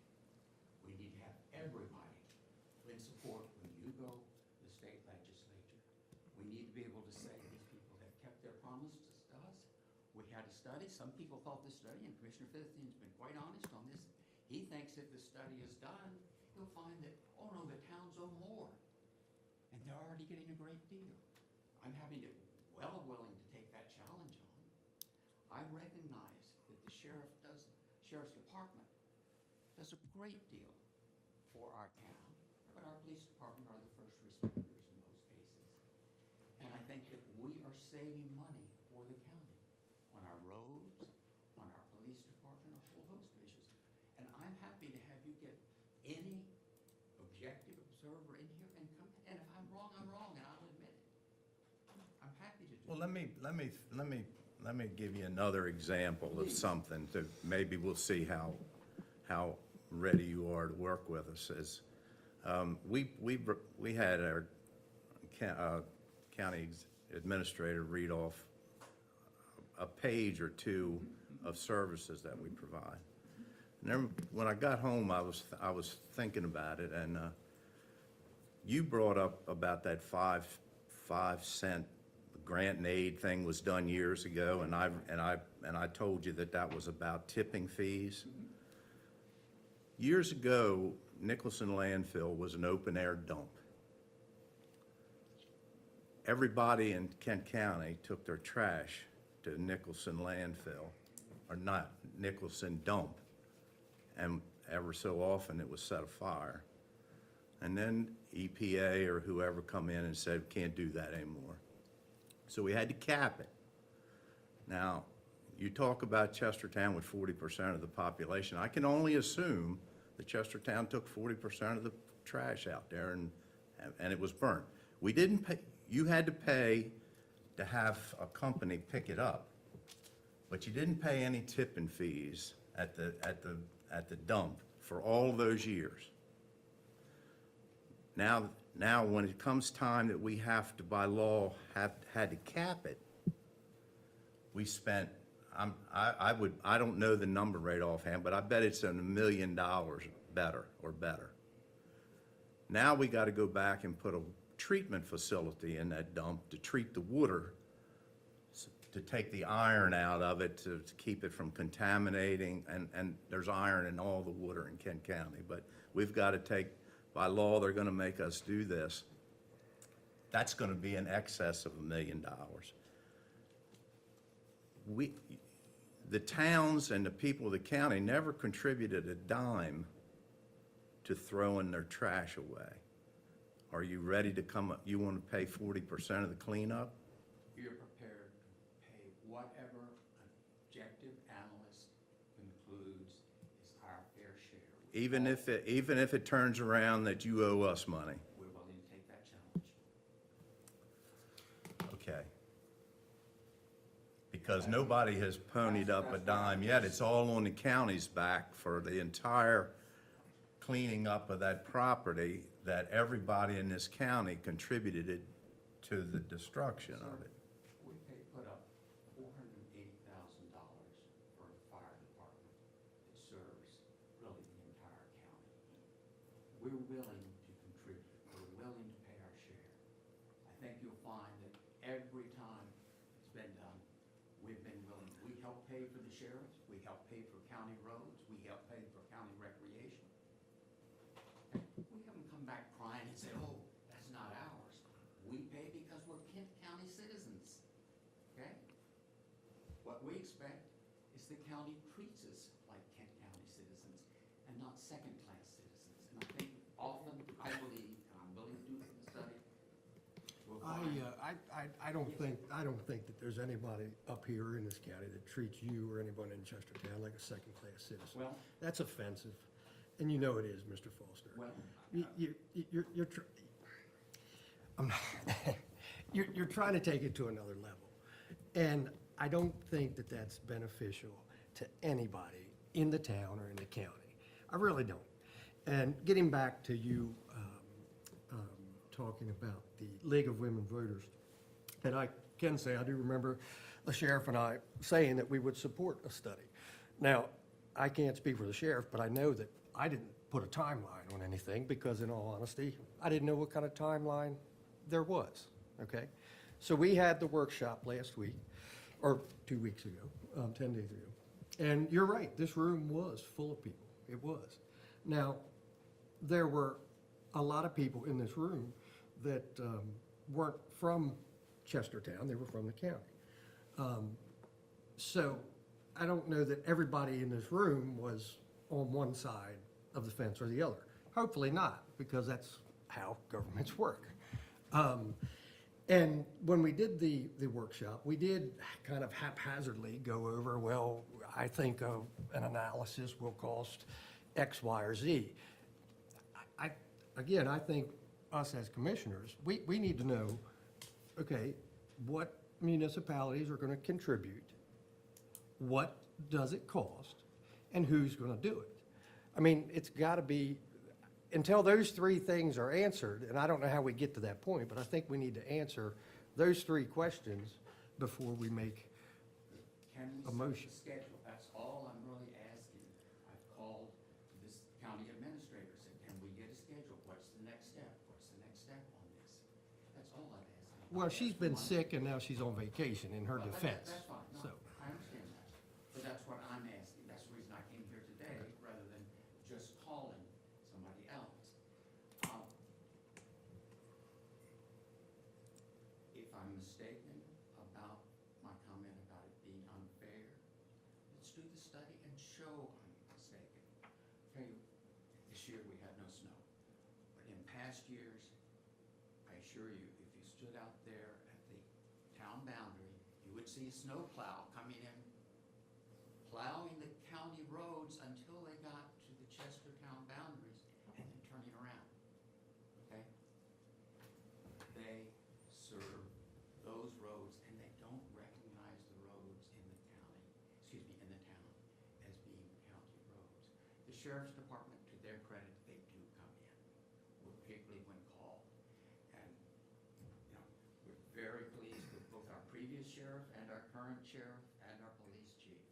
And I'm so pleased that they all have worked very well together. I believe that when we pay the town police, that we save the county money. I believe that when we pay our roads, that we save the county money. There are going to be lots of other things in terms of tipping fees and this sort of thing. What we're really interested in looking at, what is the net savings that we provide the county? I think it would be larger than you think. You think it would be smaller than I think. That's the reason we need to get an objective accountant in here. And the last thing any of us should want is to have Kent County citizens fighting against one another. If there ever were a time when we all had to come together, this is it. Because we've got one hell of a challenge coming up in the form of Kerwin. We've got to join arms and work together. And I think, just as you batten the hatches before a storm, you would make sure everything's tied down well before that storm with those fishing ships, that this is the time we need to tie everything down, make sure that all of us are working together. I'm a Kent County citizen, and I'm proud of it. I'm also a Chestertown citizen, and proud of that as well. I don't see those as contradictory. I hope you don't. Thank you very much. So, Thank you. in response to some of the things that you said early on in your or in your presentation, I too don't want this to be an adversarial type of situation. And initially, it felt like it was getting that way when when you started to speak. And you mentioned about the League of Women Voters. I agree with what Commissioner Nickerson said. Both he and I both said that we would be open to an honest and open discussion, and even a study if it presented itself at some point. But we didn't have a timeline on it. And you talked about votes and how, I should, maybe votes might sway my decision, or at least you implied that. I'm not sitting here governing as a county commissioner and worrying about votes. I'm here to serve 4 years to the best of my ability. And whether you vote or anybody else votes for me, really doesn't matter to me. I'm going to do the job the way I think it needs to be done, and I'm not going to be influenced by political votes. And that should be heard loud and clear. I'm doing the job the way I was elected to do the job, and that's represent all of the people of Kent County, whether you live in Chestertown or Millington or Betterton or wherever. But to think that I'm going to make decisions because somebody might not vote for me, you're sadly mistaken. Now, having said that, you want to study. You brought this to the table. It's not a problem with us as far as the study goes. I don't believe, at least with two of us, I don't want to speak for my fellow commissioners here, but if you want to study, find someone independent, find out what the number is, make sure that if a study is done, that it's not going to be good just for 365 days, that it's something that we can rely on as a positive document for 2 or 3 years maybe, if it's even possible. Find out the cost, find out what Rock Hall's willing to pay, Betterton, Millington, all the other incorporated towns. And then bring that back to us. I don't think it's our job to do all the legwork for the study. And I think it needs to be an independent study, not one that is done by the municipal league, but one that is done independently that doesn't have any special interest one way or the other. And if you could do that for us, look, our plate is full, I'm sure yours is too. But this obviously is a very important issue to you as the mayor, and I understand that, and important to some of the taxpayers that live in Chestertown. And if there's something we can do, we'll try to do it. If we need to maybe think about putting some dollars towards the study, I'm not saying no to that at this point. I don't know what the dollars even look like. But the burden should be on you. Now, And I'm being honest with you. No. And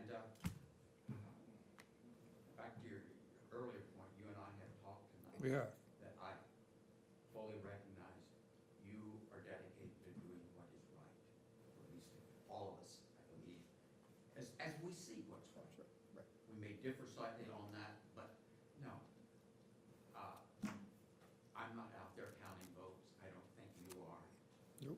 I've raised the point, I think that when we met at the Washington College and at the League of Women Voters, I still don't believe that they were thinking, oh, sometime we'll get around to it. I felt that they, at least I heard it, as something we're going to do as soon as practical. Well, maybe you know more of what people were thinking than I do. I mean, you're obviously, you know, maybe that was so. But again, coming into this new, and I mean, I don't know, you know, do you have a timeline? I'd like to do it as soon as practical. Okay, but I mean, so if we said as soon as practical as well, again, with all due respect, you know, as soon as practical for us may not be as soon as practical for you. So that's, We may be, Commissioner Price was kind of giving me marching orders here. I don't take marching orders very well. No, he didn't either. And I accept that. I will go out and do some research on this and come back. All I ask is that when I come back, you return my phone calls. Have I ever not returned your phone call? No. In fact, I initiated the You phone call certainly did, and I appreciated that. I really about this issue. About this very issue. I did. Absolutely. And when I had contacted you, we had a good meeting. well, I don't think, again, I just, you know, look, I think that we all know, you know, Chestertown is the heartbeat of this county. I mean, there's no, you know, I don't think there's any denying that. And they're certainly not second-class And citizens. they're certainly not second-class citizens. Yeah, again, I don't think that kind of talk really moves any of us forward. I really don't. And we have no intention of treating anybody like that, anybody in this county. But with all due respect, you know, we have to answer, you have to answer to the people in Chestertown, we have to answer to everybody in this county. And we take, and I can speak for all of us, when I know, can say, we all take that very seriously. That statement, we feel several occasions that we do not receive the same county services that people who live outside of our municipality do. Is that a misjudgment on our part? Fine, the study might help correct that. It's also What possible service we're do gonna you look not at this get? and- Pardon? What service do you, all you're talking about is because you decide you wanted to have a police department and your roads. Other than that, is there any services that you don't? Those are the big two. Yeah, but I mean, there is a ton of services that you don't, I mean, I don't want it to sound like you don't receive the same thing people in Betterton or Galena or Millington or Rock Hall agree. You get every service that's provided by the county and you use it. I mean, you're the one from day one actually made this thing political to begin with, when Councilmember Tom Hers was running for commissioner, and you and all, that was your platform, was this double taxation. And then you're the ones that invited all the people to, which they're more than welcome anytime, but you made an effort to try to politicize it and show strength in numbers. And so it wasn't us that tried to politicize this thing. Right. Actually, this effort began. It went through the political process in the last election. And if you were really serious about wanting the truth, you'd have seen if we couldn't have done the study before you started going around the county talking about the double taxation. Sir, I came to you.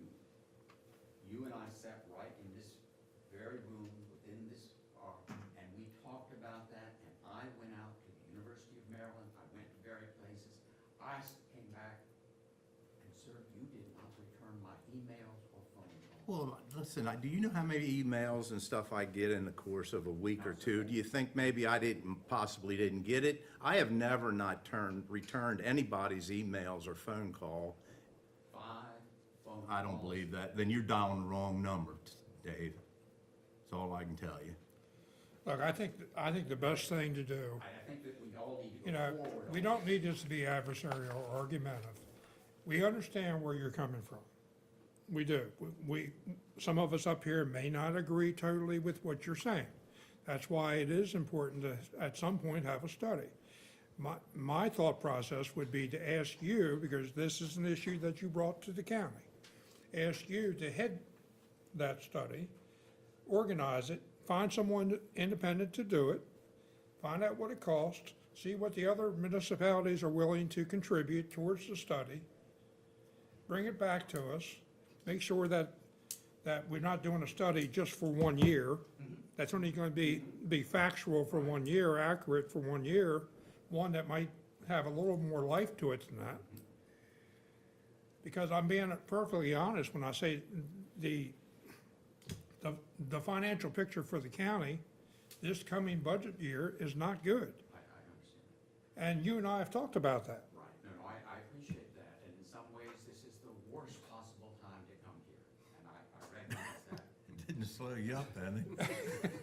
And in some ways, I think it probably is still the most important. I think Because that's there's a probably what the storm. part that bothers me the worst out of the whole conversation is the fact that we're even having this conversation, knowing what's coming along in the future. I believe when a storm's coming, you batten the hatches. Yeah, Tie well. everything down, and I think this is something that's important to tie down. Let me just get a little bit of feedback from you in terms of where I look. Would you prefer that I start first with University of Maryland College Park or with Salisbury University? Somebody more familiar with these? I don't have the expertise in that area to really offer any. I mean, if anybody else here has an idea, I mean, I'm open to suggestions. I do believe it needs to be totally an independent study. I did provide you with copies of the study that was done under Mayor Bailey. I don't know whether any of you have had a chance to look at that, but that was done by a person who had done lots of studies. He no longer does them. I've tried to contact him. He works full-time for the city of Baltimore now. But I can't go back to that well. He can't do that. What I'm asking for you to do is, this is your issue that you brought to the county, is to research it, find out the costs associated with it, the longevity of the accuracy of the report, and then bring that back to us, and then we can decide whether or not we can make a motion to do a study and contribute our share, whatever we think that might be, to the study. I Yeah, appreciate I mean, that very much. obviously, Pardon? I said, obviously, you know, being what it is, there wasn't anything we could put a motion on. I mean, I don't know how we even start a motion. And I mean, I know that that's the mantra of some of you and your, Yeah.